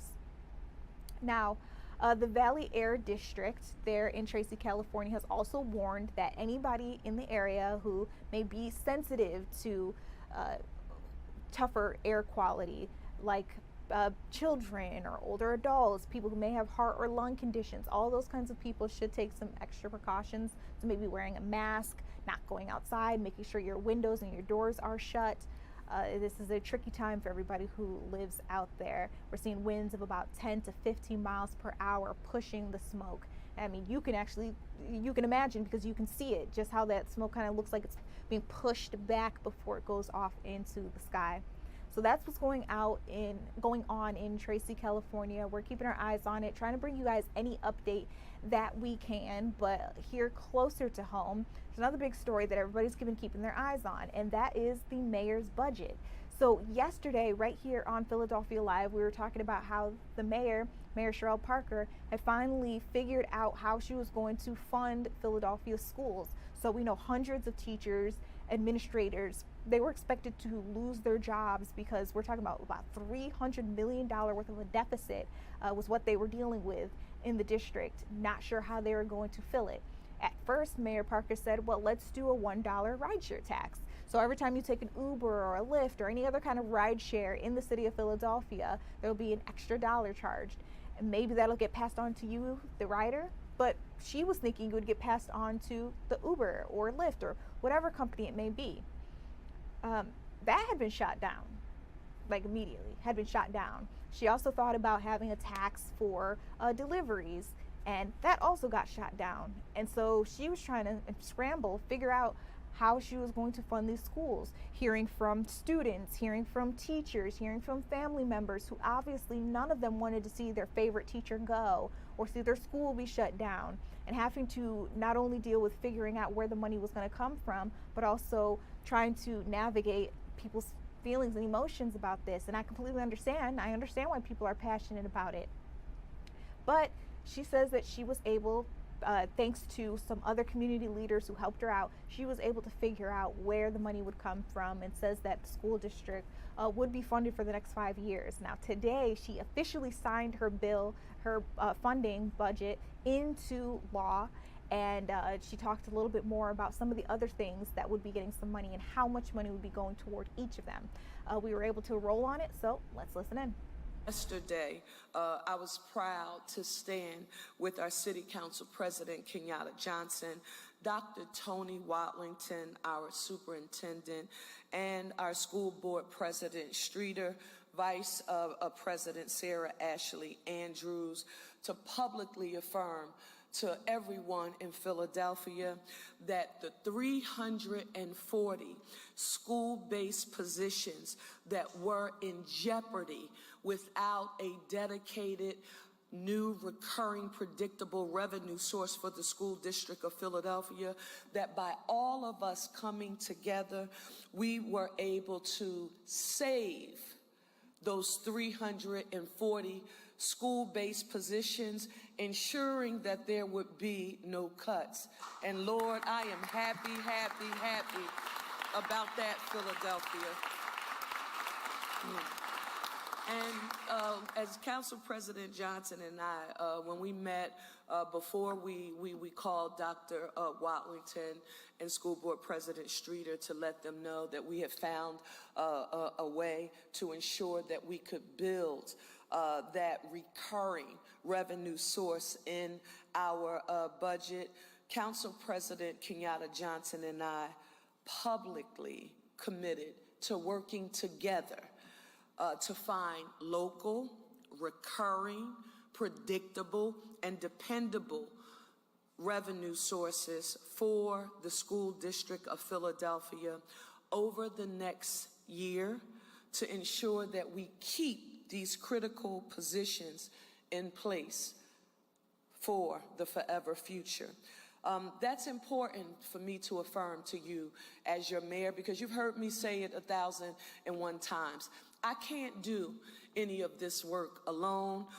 We need our partners in the City Council of Philadelphia to be with us along the way. And I think what you just saw with Council President and I, along with all members of Council, supporting this vehicle to ensure those positions, is the kind of get to yes leadership that you need in a moment of crisis. And I am proud that we were able to find a way to move forward with this ultimate goal and objective. So that is our shared goal and our commitment. We have also, and I have to say this because people have said, okay, you've affirmed that we needed a new, predictable, recurring source of revenue for the school district of Philadelphia in order to preserve these 340 positions, but you didn't get new revenue. You would be right. But what we did have to do, and this was a very strategic decision, we had to ensure that we could pay for those 340 positions throughout the life of our 5-year plan. Where did we get the money from? In future years in our 5-year plan, we made cuts to very important programs associated with our capital budget and even our home plan, but cuts that will never have to be realized once we all make good on that commitment to generate that approximately $50 million in new predictable recurring revenue for the school district of Philadelphia. And so our teams are back at it even right now, reviewing. Do we know what the source will be? We're not exactly certain right now, but I do want you to know that we're reviewing every vehicle possible because we want to make sure that we are prepared.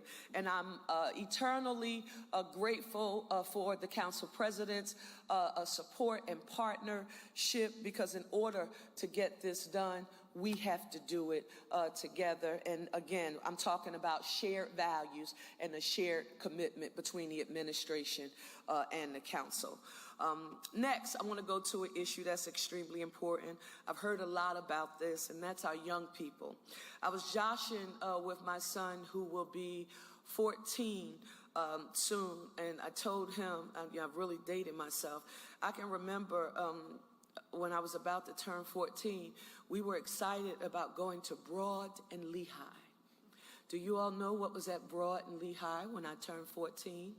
That was the center that you went to go to get your official working papers here in the city of Philadelphia, because that was our opportunity to get a job. And so, Philadelphia, I want you to know that this budget, it funds 1,000 new summer jobs for our kids. Yes. Now, somebody's at home. Somebody is at home and they're saying 1,000 no, just 1,000 new.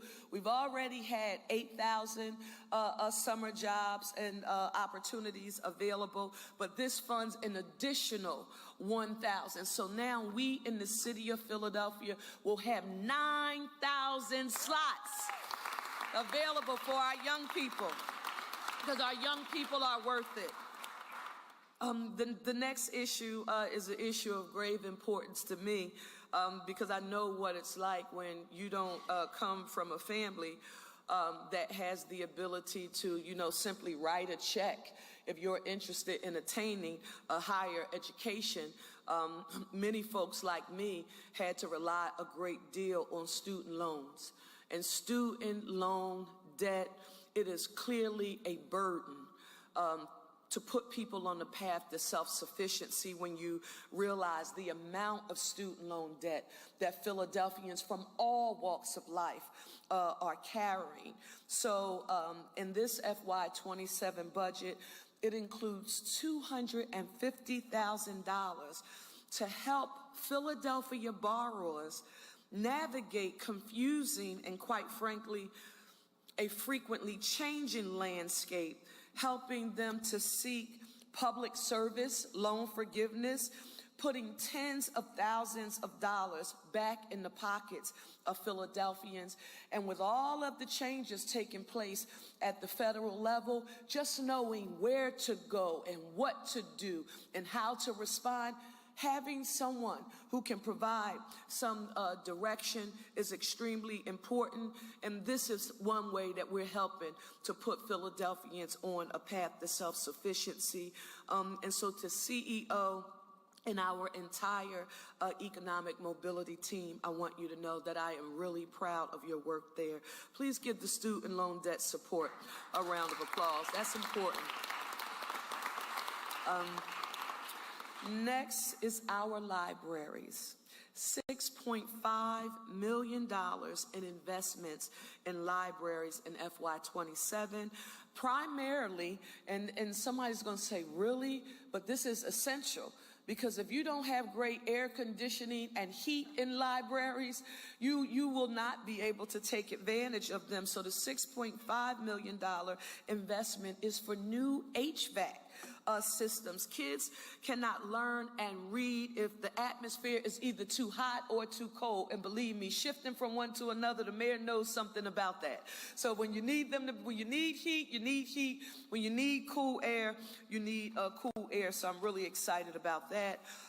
Commissioner Sue Slauson, I know she has been thoroughly excited about this for many, many years. Parks and Rec has always needed additional support for their investments in capital along with operating.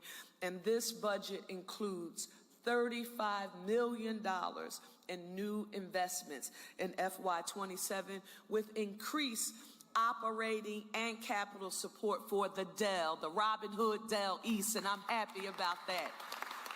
The Dell has long suffered from a lack of investment, and while we have a lot of public amenities and venues, the Robin Hood Dell East has gotten the short end of the stick for a very long time, and we are committed, working in partnership with Council President Johnson, members of Council Member Curtis Jones, and making sure that the Dell gets the support that it needs. The next issue of extreme importance is public transportation and SEPTA. Yes, we know there has still been no permanent solution. I think about mass transit and the need for a new dedicated and recurring revenue source for mass transit and SEPTA in particular, similar to what you heard us describe about public education. And while we wait for that work to take place at the state level, Philadelphia, I want you to know that we have $181 million for public transit in FY27, and this is what it includes. It includes operating and capital support for SEPTA, free SEPTA passes for low-income Philadelphians, free SEPTA passes for City of Philadelphia employees, and continued support for a program, Rob and Sabrina, a line item that I've been fighting for since I was a member of the City Council of Philadelphia.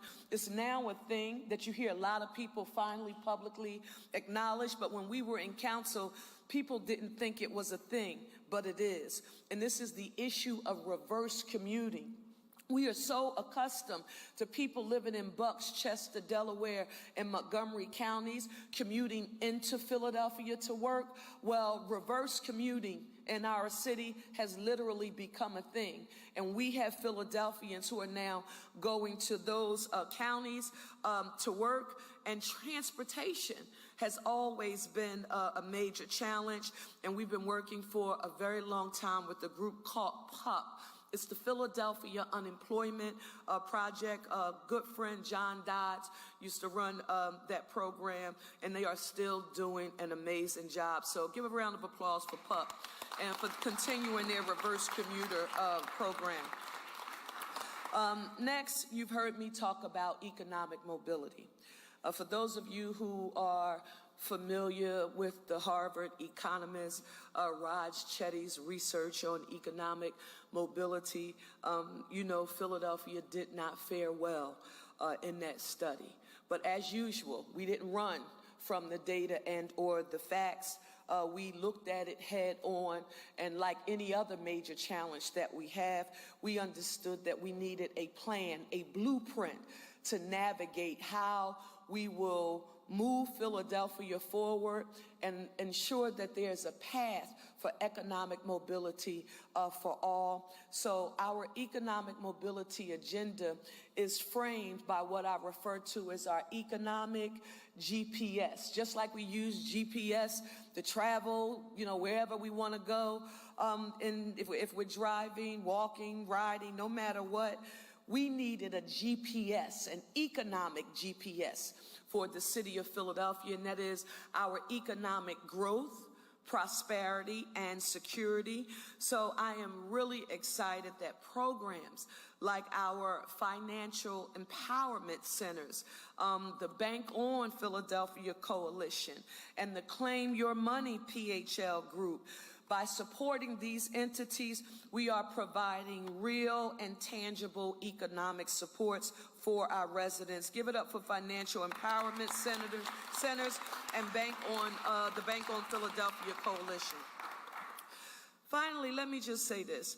It is true that we have many more miles to go in this fight for Philadelphia. But what's important to me is that, Philadelphia, we're not going anywhere. We are never going to stop fighting for the people of Philadelphia. We have a commitment to close the gap between the haves and the have-nots. You've heard me tell you that as your mayor, I want you to know I'm a teach me how to fish kind of girl.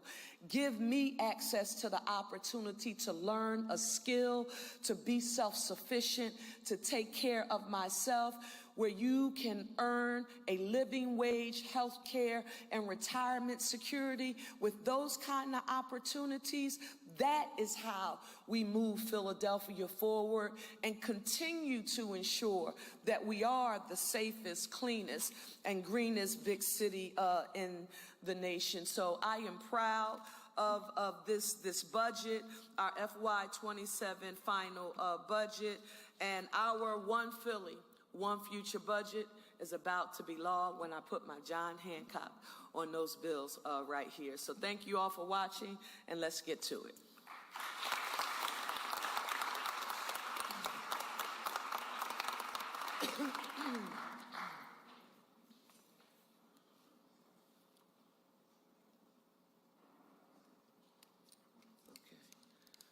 They fancy, huh? I'm gonna start. This is the ZBA fees.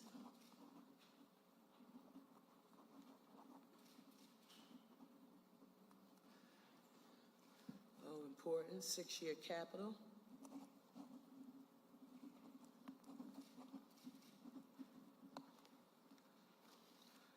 FY27 capital.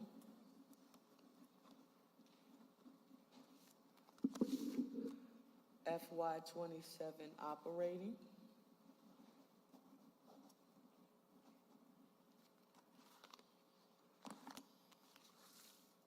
Oh, UNO cell towers.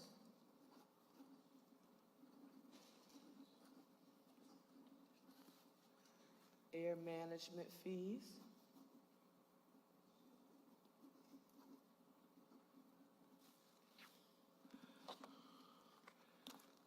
And the final is the asbestos fees.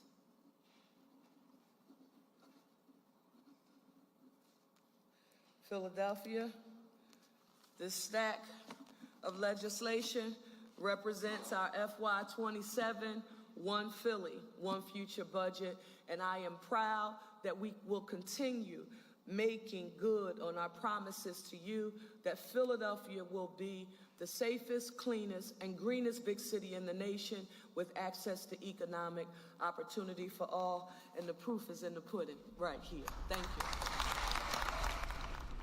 Okay, so what do you guys think about her budget and all the different ways that she plans on funding it, all the money that she plans on spending? Are you guys with it? Are you against it? What kinds of things that she had to say maybe turned you off, or what are you really excited about? Let me know in our live stream comment section. I may be able to read some of them live on air. Now, in the meantime, we got a lot to talk to you all about. While we're talking money, let's talk about how there may be a mode of savings that a lot of us were looking forward to when we get older that may not be an option anymore. We're talking about Social Security. We'll get into it when we come back.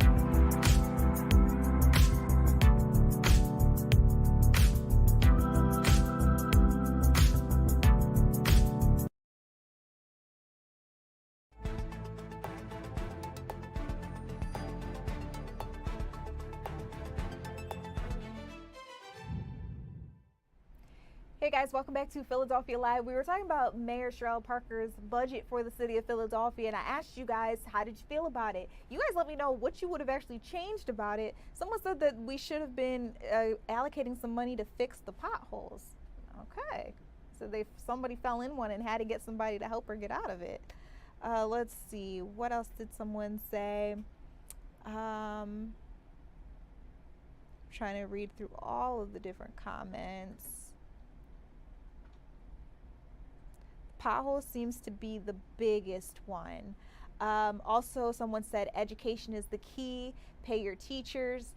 So it seems Ms. Joyce was excited about hearing that our school teachers and their jobs would be saved. All right, so hey, for the person who said the potholes thing, I popped 3 tires in 1 year on potholes in Atlanta. It ain't happened to me yet in Philadelphia. Knock on some wood, I guess. But thank you. But it can't be that bad, or maybe I just haven't been on the right roads. Let me know.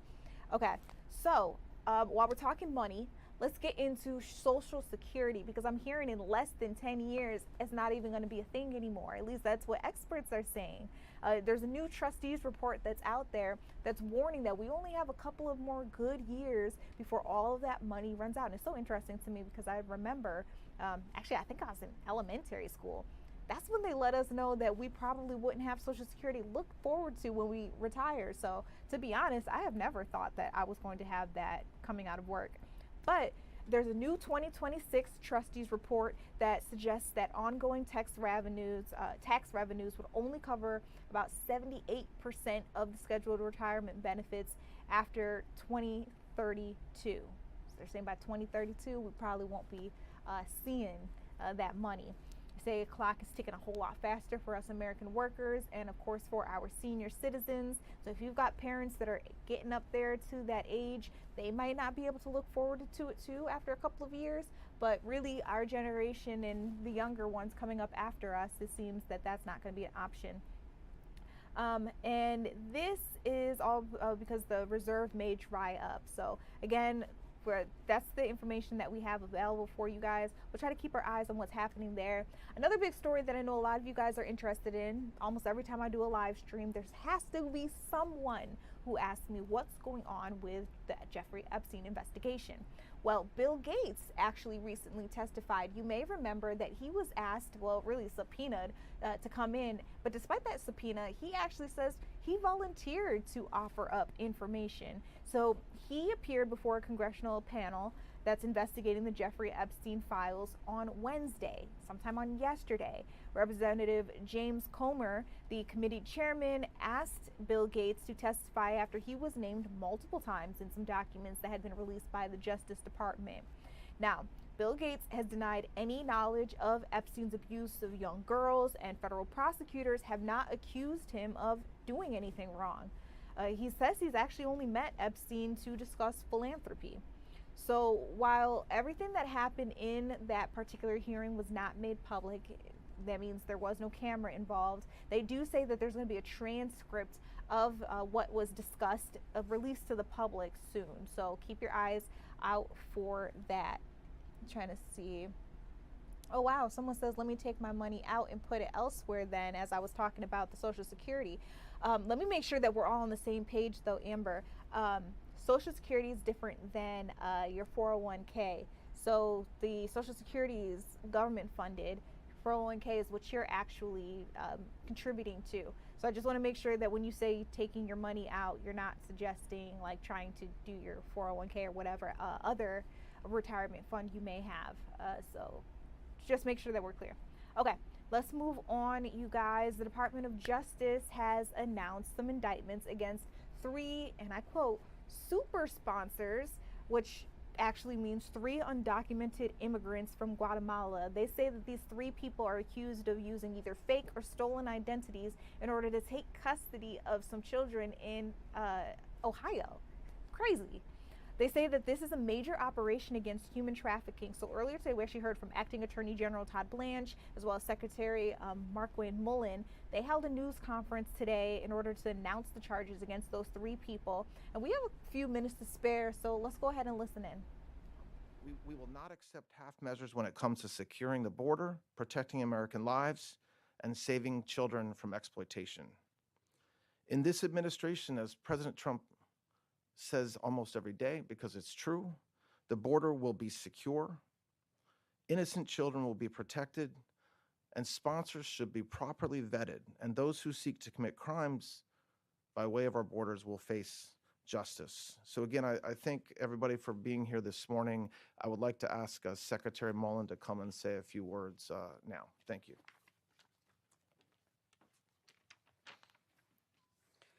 Thank you, Todd. And first of all, I want to thank the Trump administration and President Trump's leadership in going after the worst of the worst.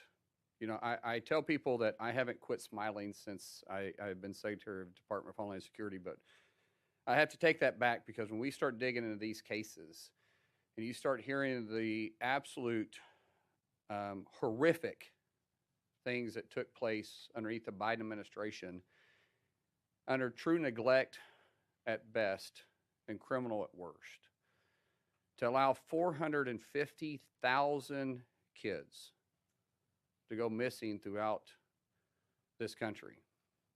President Trump has made it a point to go find these kids.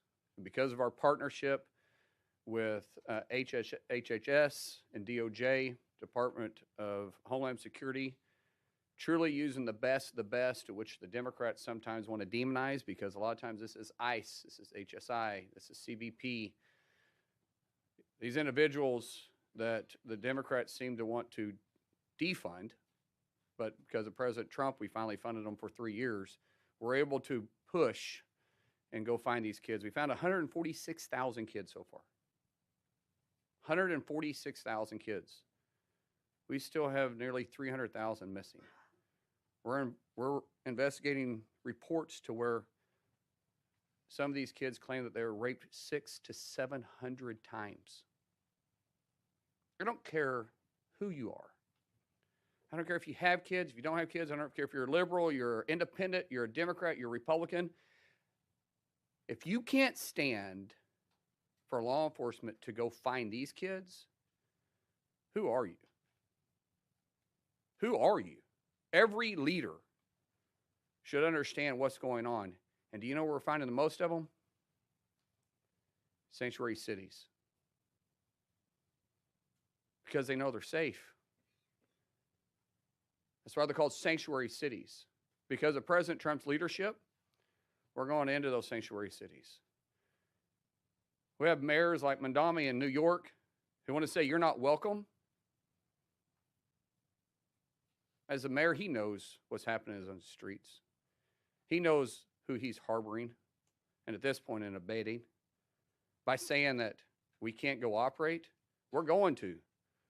We're going to go find the worst of the worst. We're going to rescue as many kids as we possibly can.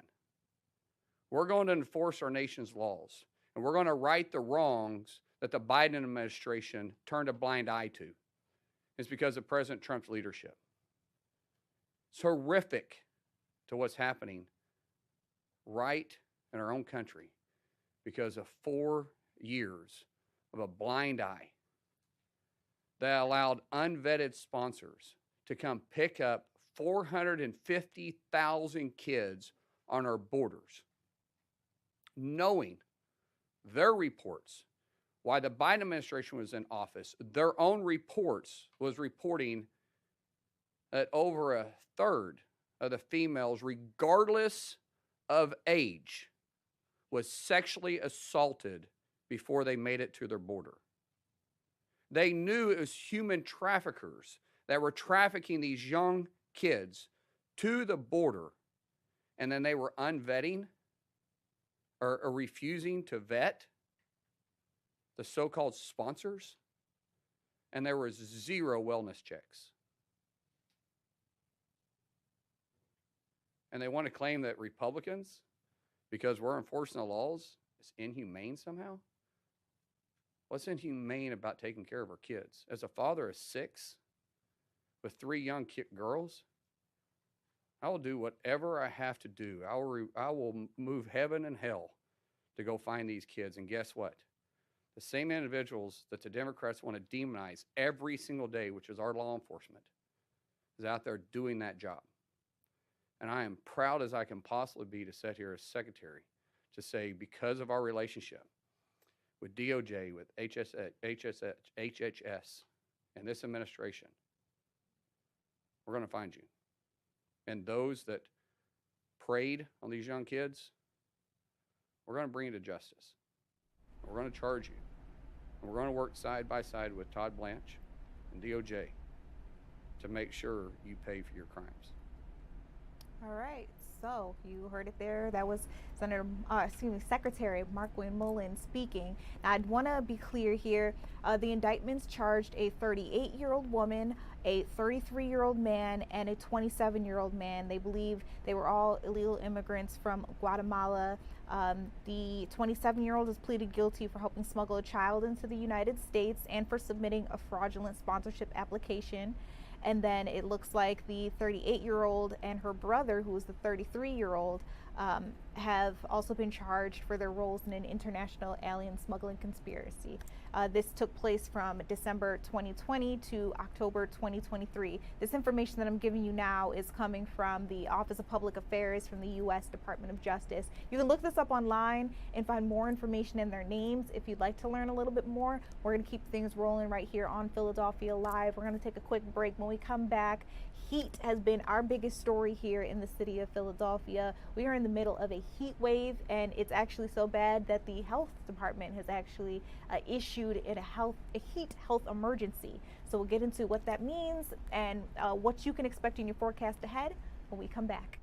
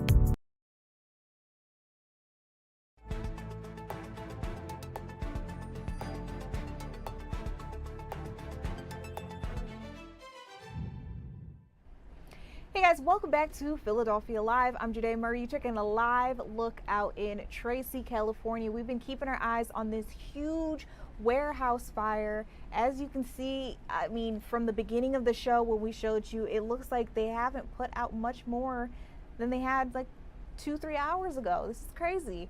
They have no indication on how this fire started, but they did say they don't believe the the sprinkler system was working when the fire started. Firefighters are out there trying their best to put it out, but they said one of the biggest issues with getting it out is low humidity and high temperatures. And while we here in Philadelphia can relate to the high heat, we absolutely cannot relate to the low humidity. It is pretty nasty out here. I want to turn things over to one of our meteorologists, Scott Williams. Scott, you have been keeping up with all things heated during this heat wave. What are we looking at tonight and the rest of the week?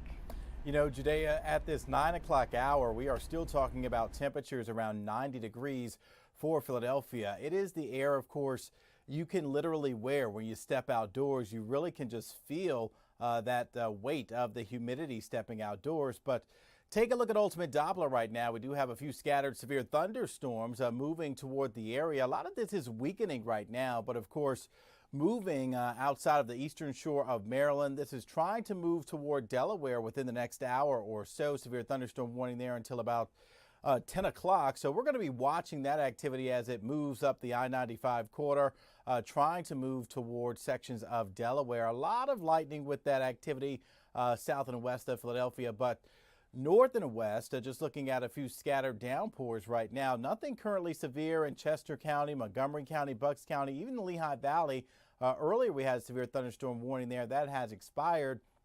For the Poconos, still looking at a severe thunderstorm warning. That goes until about 9:45. So the main threat with that will be some damaging wind gusts in excess of 60 miles per hour. So you can see some of the activity as it's pushing on off to the east, really weakening right now through sections of the Lehigh Valley into sections of western Montgomery County, upper Bucks County, but of course, moving up that northeast extension, looking at some of those downpours right now. In between the Richland area around Percy, Quakertown, looking at some of those downpours as they continue moving on off to the east. So zooming back in, this is south and west of the city. This activity around Aberdeen, Maryland, Chestertown, Maryland. So this is what we're going to be watching as it moves on toward the east, likely moving into Delaware in the 10 o'clock hour. Some of those storms could still be a little strong to severe. So we're going to just watch the coverage of that. We still have across the area until midnight a severe thunderstorm watch that could be allowed to expire before that because these storms have been weakening as they push toward our area, which is definitely some good news. But we'll take you hour by hour, showing you a few gusty thunderstorms really between now and that midnight time frame out there, but you can really see how they start to diminish after about midnight. So that's what we're watching over the next few hours, that threat for a few scattered downpours and maybe an isolated severe thunderstorm. But look at the temperatures for today. 97 degrees. That's a new record for Philadelphia. We tied the record, 95 in Wilmington. The normal this time of year, look at that, only around 82 degrees. So those temperatures well above where we should be for this time of year. We talked about how it was still 90 degrees at 9 o'clock. Look at this live look, Independence Mall showing you 90 degrees here. So it is still sultry stepping outdoors here on this Thursday night. 90 in Philadelphia, 87 in Wilmington, upper 80s in Trenton. Those temperatures currently rain cooled upper 60s for the Poconos. It's 87 right now in Dover. But look at the forecast for tomorrow. We still have the heat advisory in effect for most of the area, Philadelphia, immediate suburbs, even up toward the Lehigh Valley with feels like temperatures in the low triple digits. So here's the bottom line. Friday, hot again, kind of rinse and repeat. 96 degrees, thunderstorms popping up, scattered, potentially severe, late afternoon into the evening. Temperatures still hot on Saturday, but it's not as humid behind a cold front that moves through. We'll go right around 91 degrees on Saturday. Sunday, upper 80s, looking like a threat for some scattered showers and some thunderstorms as we get toward the late afternoon and evening time frame. So how will that come into play for the Philadelphia Stadium? Ivory Coast versus Ecuador, 7 o'clock kickoff. Of course, temperatures are going to be in the 80s, but the threat of thunderstorms will be in the forecast as we watch that front moving toward the area during the day. Sunday starts off dry, it's warm, it's muggy out ahead of that front. Some daytime heating, some destabilization, and boom, there you go. You can see, looking at that threat for some scattered showers and some storms right at kickoff, unfortunately. So we're going to be fine-tuning this forecast over the next several days. So a lot of folks are in town. We're dealing with the heat, the humidity right now. We could be looking at storms or some showers moving toward the Philadelphia Stadium at the time we do not want them, right at kickoff. So Judea, a very important forecast for this upcoming weekend for FIFA in Philadelphia. And now it looks like the chance is there for some rain. We kind of hinted at this potential last night. And right now that rainfall chance is increasing on Sunday afternoon and evening. Ooh, that is not the news we wanted to hear. Another big thing that I'm hearing as we're keeping our eyes on this extreme heat, I heard that we broke a record today. Is that right? Yeah, the record was 95 degrees set back in 1986, and we maxed out at 97. So we didn't just break it, we smashed it, and the record for tomorrow is 95 degrees. Forecast is 96, 97 again. So it looks like another record-breaking day in terms of the heat and humidity for Philadelphia. It's meteorological summer. We've already talked about that. That started June 1st, but the actual summer solstice is not until Sunday, June 21st. So we're already we're 3 heat waves in before the official start of the actual summer solstice, where the tilt of the earth will make it officially summer, Judea. I mean, Scott, I think I'm going to have to go with the meteorological start based on all the weather that we've been seeing lately. I don't know if I trust the whole solstice equinox thing now. I think you guys had it right. Oh, my goodness. Right. Yeah. You know, actually, you know what? It was actually spring when we had our first heat wave. You're right. It was sometime early May. Yeah, meteorological spring. Yeah. Yeah, it's been really, really hot out here. Scott, thank you. And Scott's been talking to us about different ways that we can stay safe. He has mentioned making sure that you have that water with you. He's mentioned your SPF. One big thing that I'm always trying to push people to keep in mind, your car can be like an oven. So I'm seeing that if you parked your car, you powered it off, you went inside the house, if it's even 80 degrees out there, and keep in mind, Scott said today we reached 97, but if it's even 80 degrees in literally just 10 minutes, your car's interior temperature can jump up to like 99 degrees. And this is important when you're thinking about pets or kids or anything else that you might have in your car. You may leave it and you're not thinking about it. Maybe it's just not your regular schedule. I have a lot of interviews online available if anybody wants to watch them with kids and car safety. But they talk about this all the time, that if even just a smidgen of your schedule is off, you might forget something as important as a little baby in the back seat. Maybe they fell asleep so you don't hear them. A lot of different tips to just make sure that that never happens to you. And while it's really hot outside, while we're having a good time over this weekend, I just want everybody to keep that in mind. So some of the tips they suggest, like if you're putting your baby in the car or a kid in the car in the back seat, they suggest putting a teddy bear or something in the passenger side seat, so that when you look next to you, you see the teddy bear and you'll think, I only put the teddy bear in the car. When I put the kid in the car, look in the back seat and then you'll see them. Also, they make the suggestion, maybe you didn't forget your child in the car, but there are a lot of different ways that kids can find their way outside, find their way into the car. They say make sure you always lock your vehicle, hide your keys, or keep your keys up somewhere where it's not easily accessible to those little hands. And then they also, in previous interviews that I've done with them, have suggested putting special locks on your doorknobs. I even had an incident with my nephews. It wasn't while I was home, but someone else was watching them, and they were able to, you know, they're starting to figure out things. They got their fine motor skills. They were able to unlock the door and like try to make it outside. They tried to like make a run for it. Luckily, the person who was watching them had noticed quickly enough, so they only made it to like the front porch before they're snatched back up and brought inside. But you know, these things just to keep in mind, because everybody always thinks it's never going to happen to me. Of course it will never happen to me. I do all the right things. And having that type of thinking, that braggadocious thinking, is exactly how it can happen to you. So just some things to keep in mind while we're experiencing these high temperatures. Or again, remember the Department of Health has actually issued a heat health emergency for the city of Philadelphia. We are under it as we speak. So I just want to make sure everybody's staying safe. There are plenty of cooling centers available in case your AC doesn't work or it's not enough. Also, they're doing daytime outreach for anybody who may be on the streets.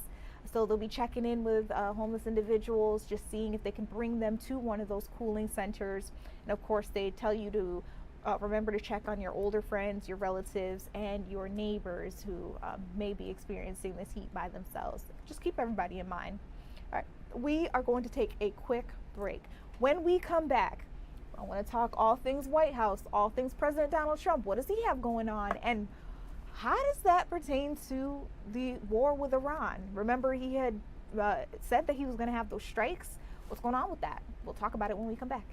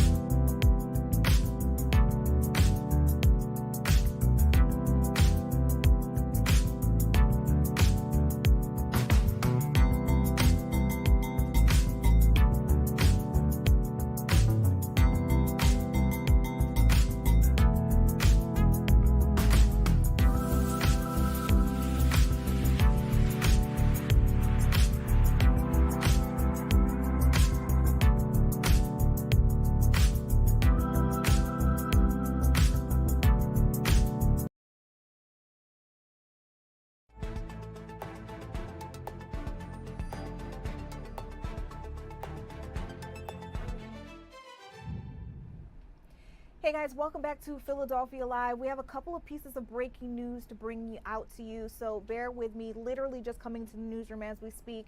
We're hearing that there was a sudden death of a young child. We're talking about just a couple of months old. They say it happened sometime tonight at around 7:07 p.m. Officers in the area were called to the 1800 block of East Somerset Street.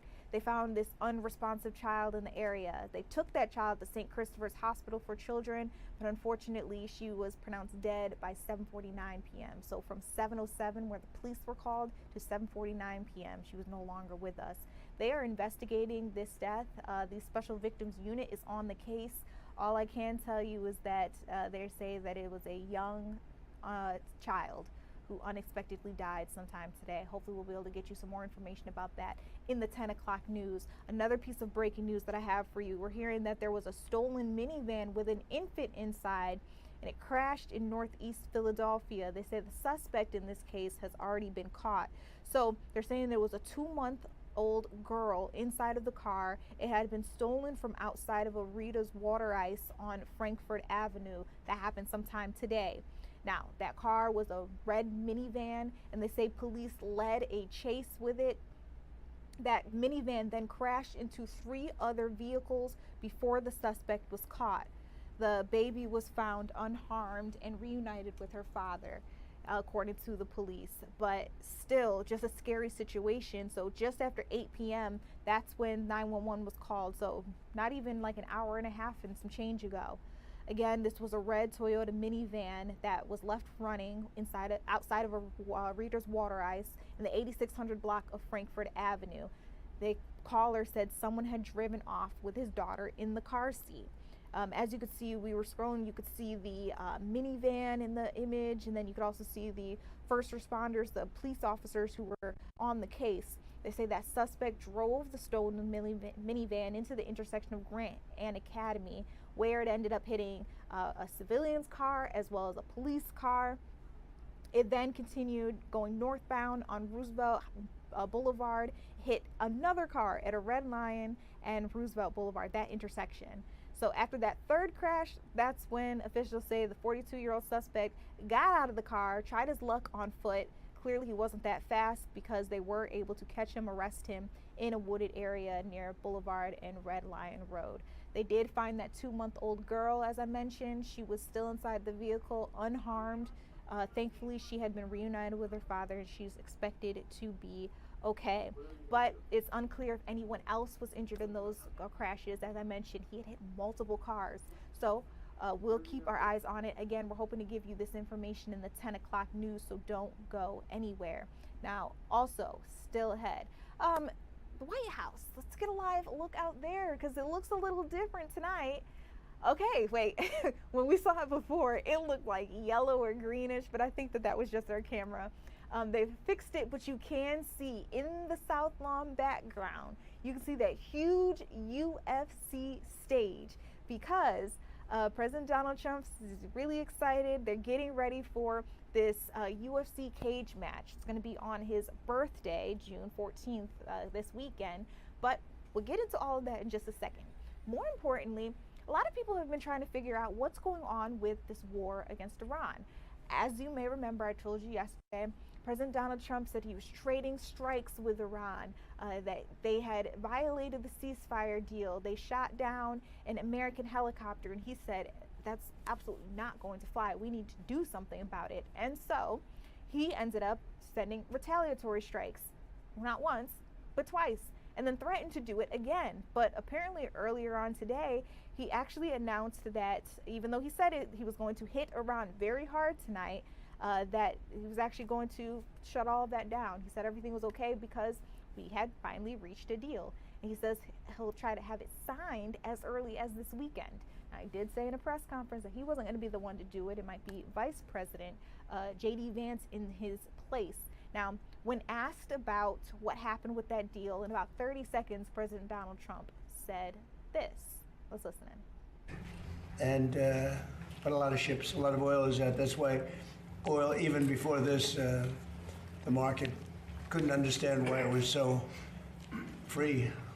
There was more oil than they thought. What they're trying to, we took them out at night, and that with the Strait will officially open as soon as we sign, which could be soon, very soon, maybe over the weekend. In Europe, I won't be able to be there, but JD will be there, Vice President, and some of the people. Steve Woodcock did a great job. Jared. What do you think? Are you confident that the president could make this happen? Again, he said that if it does happen, he wouldn't be there to sign it, but he would be sending Vice President J.D. Vance in his place. So what do you all think? Let me know in our live stream comment section. In addition to this deal, I'm hearing that there's another big headline. Apparently 8647 showed up somehow, some way on the National Mall lawn. That's according to officials, and we actually have a picture of it. So one of our stations, Fox 5 DC, was able to get this photo from Getty and is sharing it with us here. You can just barely see it. I mean, let me know what you all think. Do you actually see the numbers here? I see the 8 perfectly.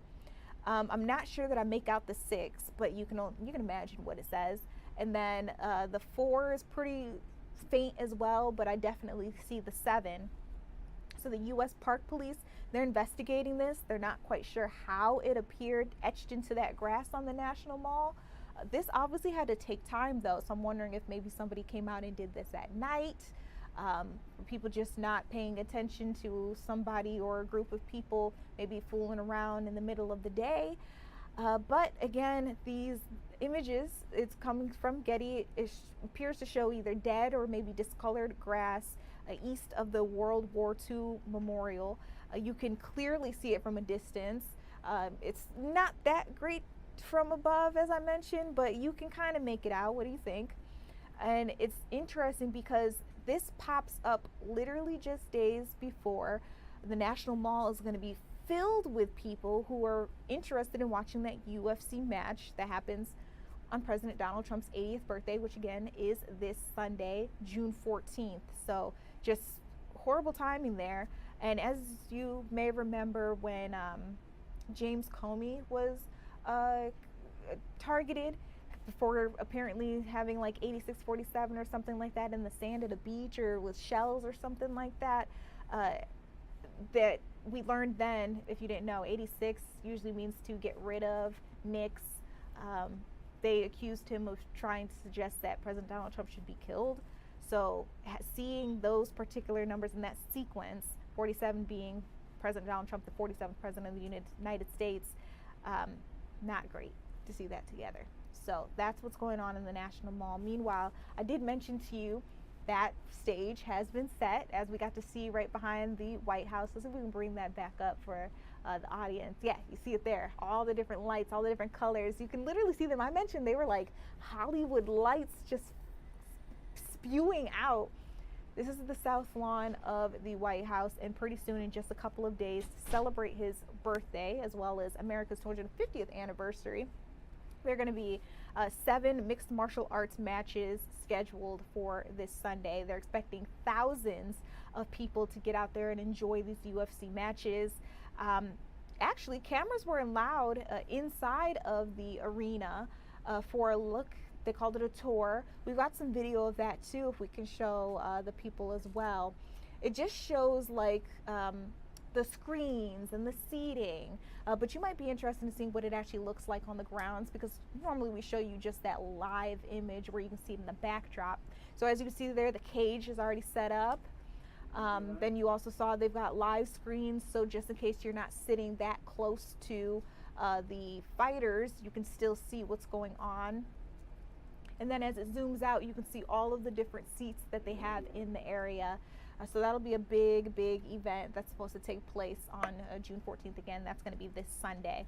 Speaking of UFC, Secretary Marco Rubio actually joined up with Dana White, who, by the way, is like the top head of UFC.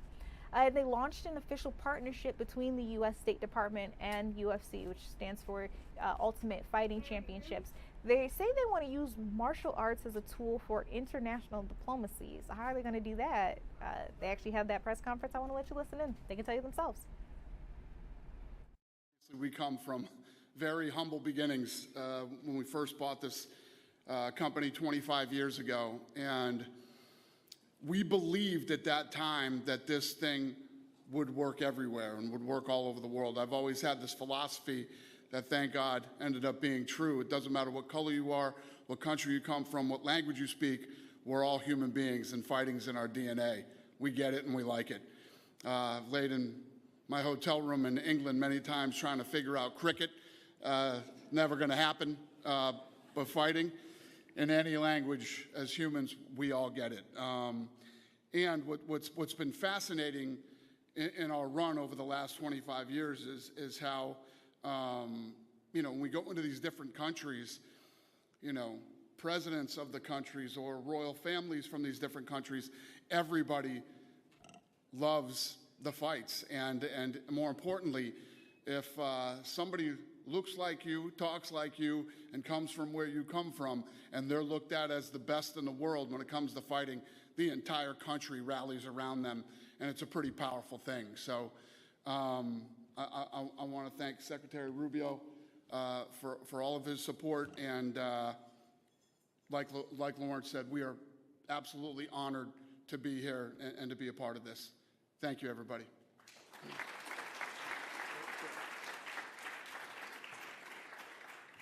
It's my turn to speak, right? It's my turn? Well, listen, this is an exciting, first of all, it'll be an exciting weekend, but an exciting opportunity to sign this. It's totally logical for us to do it. I want to make a couple points. People may ask, well, why UFC? We had this deal with the NFL too, but why UFC? So I have a couple reasons why that I think is very powerful. Here's the first. The first is America, and the ideal behind America is the impossible. That someone tells you you can't do that, or that's never going to happen. The whole idea of America is audacious. The very idea that America, that you could have a country where founded on the principle that your rights come not from your government or from your leaders. Your rights come from your creator. It was an audacious idea. No one else believed that at the world at that time. And that's the foundation. But then beyond that, everything we've done since then as a nation, time and again. How can you achieve some of the things? We're going to put a man on the moon. When President Kennedy announced that we were going to put a man on the moon and return him safely to the earth, no one thought that was possible, and we did it. We are a nation founded on doing what no one else dared to do and no one else aspired to do. And at some level, that's what this whole company, what UFC has been. You see, mixed martial arts is not new. It's been around now for about 30 years, I would say, maybe 35, but there were no rules, there was no structure. I remember the early fights, I used to watch them back in the day, and it was, you could get like a 170-pound Brazilian jiu-jitsu guy fighting a 250-pound heavyweight who was a striker. I was like, how do you put this? The rules weren't clarified. And Dana and the people around him had a vision, and that is to create a structure around this company, to give it rules, to define it by weight class, to structure the events, and it attracted some of the best athletes in the world. And what you've built now is this global company that not so long ago would have seemed impossible.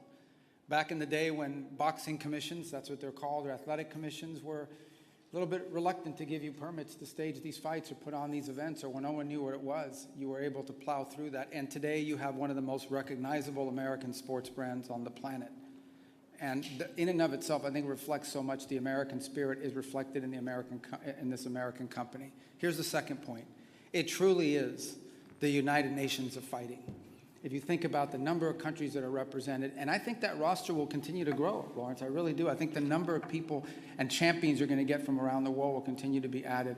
And I can tell you this is true, and I can tell you about your global reach because the president, and I have another job and spend a lot of time at the White House, the number of foreign leaders that want to come to this is unbelievable. It's to the point where we may have a diplomatic crisis because it's like, we can't bring everybody. And so they follow, and some of them don't even have a fighter in the fight from their country. They just want to come because they are fans of the sport and they follow it. But to be honest with you, some of the countries that are represented in these fights, most Americans, because it's not their job to track this, have never heard of that country in their life. Have never heard about their country, have never heard about that person or where they came from until they saw a fighter from that nation step into the ring. And between that and the bios that sometimes come with the profiles leading up to the fight, it is also educating Americans about cultures, societies all over the world. The third is the power of convening. We have very few things left in our society, and I would say in the world, that convenes us all. We are so divided by so many different things. We get our news from different places. We follow different accounts online. We do everything separate from one another in this country, and I would say increasingly around the world. We are so polarized. There are only a handful of things that bring people together in one place at one time, united by their interest in one thing. We need more of those. We need more of those forums and those settings in which we can bring people together to enjoy something together and find something in common. And if you've been to UFC fights, and I've been to many, and you look into the crowd, the crowd is as diverse as you can imagine. And I'm not talking about ethnic background. I'm talking about economic background. I'm talking about social background. I'm talking about geographic. This is one of those few things we have left in our country, and I would say in the world, that brings so many people from so many different places, so many different backgrounds, and so many different points of view together for a few hours to enjoy one thing in common. And the bonding power of that is incredible. And it's something we want to share with the world, which is why making this sports diplomacy such an important agreement we're going to sign today. The last point I would make is it is my view, and I am very impressed by a man who's 6'9" or 6'10" that can run like a gazelle and dunk a basketball. Although if you're 6'10", the rim is only 10 feet tall, so you're halfway, or more than halfway there. But I think NBA players are incredible athletes. I always say that there are plenty of people in the NBA that could play in the NFL, and I love the NFL, but I don't think there are very many people in the NFL that could play in the NBA. But it is my personal view, that some of, if not the greatest fighters, some of the greatest athletes in the world are the men and women on your roster. Because it doesn't just involve endurance and strength, it involves physical courage, it involves the ability to fight through pain. In fact, was it in Miami a few weeks ago? We were watching one of the fights, and I don't want to call anybody out, but I think the guy, did he tear his ACL in the last fight? His knee was hurt. Like, he would not have made it to that second round. And he scored in the last 30 seconds a knockout. You think about the courage, like if I tear my ACL, like I'm done, right? Most people, like you tear your ACL or you blow out your knee. He blew out his knee, you're done. And this guy went another 2.5 minutes with a blown out knee and scored a last-second knockout, because if he probably doesn't even make it out of the corner in the second round because, you know, he's in danger with a lame leg like that. Think about the courage that takes. Think about how inspiring that is for the crowd to see something like that. It speaks to the human spirit. And you very rarely get to see that anymore in many of the sports. And there's not a criticism of any of those sports, but it's a testament to this one. And why we're so excited, not just about Sunday night, but we're excited about what this brand means about America's ability to expand and reach out to different parts of the world. You will see these cards, you're hosting them in 17 or 18 different jurisdictions. That's gonna grow, in my opinion. And as you grow more countries that you go to and do this, but in the end, it will be an American company and an American brand that's bringing this sport, even though it may be their fighters, bringing this sport to those places. And that is the definition of American soft diplomatic power. And so we're excited to sign this today, and we're really excited about Sunday. We're never going to see anything like that again, guys, ever. I was there late last night. They were testing the pyrotechnics. I'm not going to give away anything other than to say they work. It was good. Secret Service wasn't as excited by the explosions, but everybody else. And what they built out there is phenomenal. We'll never see it again. Although the president's threatening to leave it permanently. You heard that, right?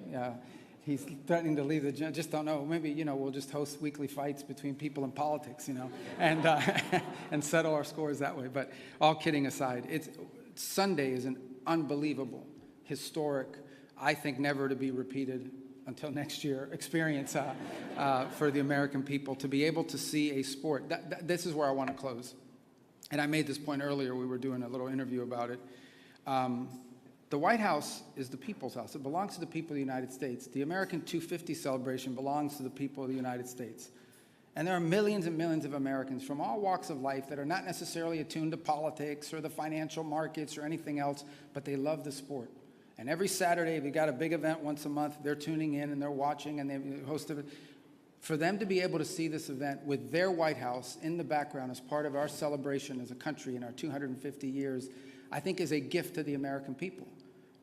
That's what Sunday is about. It's a gift to the American people. They're going to see their White House in their capital on their nation's birthday, celebrating with a historic event. We could have had a band, and we have great bands. We could have done a Shakespeare in the Park production. There are a lot of things we could have done with it, but this one will have people watching, probably over, 1 billion people all over the world. 1 billion people all over the world will be watching America celebrate its 250th birthday with the White House in the background and some of the best athletes in the world in that octagon. And we're happy to be a part of that, and we're happy to be a part of all the things we're going to be working on together in the years to come. So thank you guys. Thank you guys for covering it. Thank you guys for coming. The State Department, a lot of people here work at the State Department. We have members of the Diplomatic Corps. They get invited to a lot of meetings, but not many like this one. So this is great. Thank you. All right.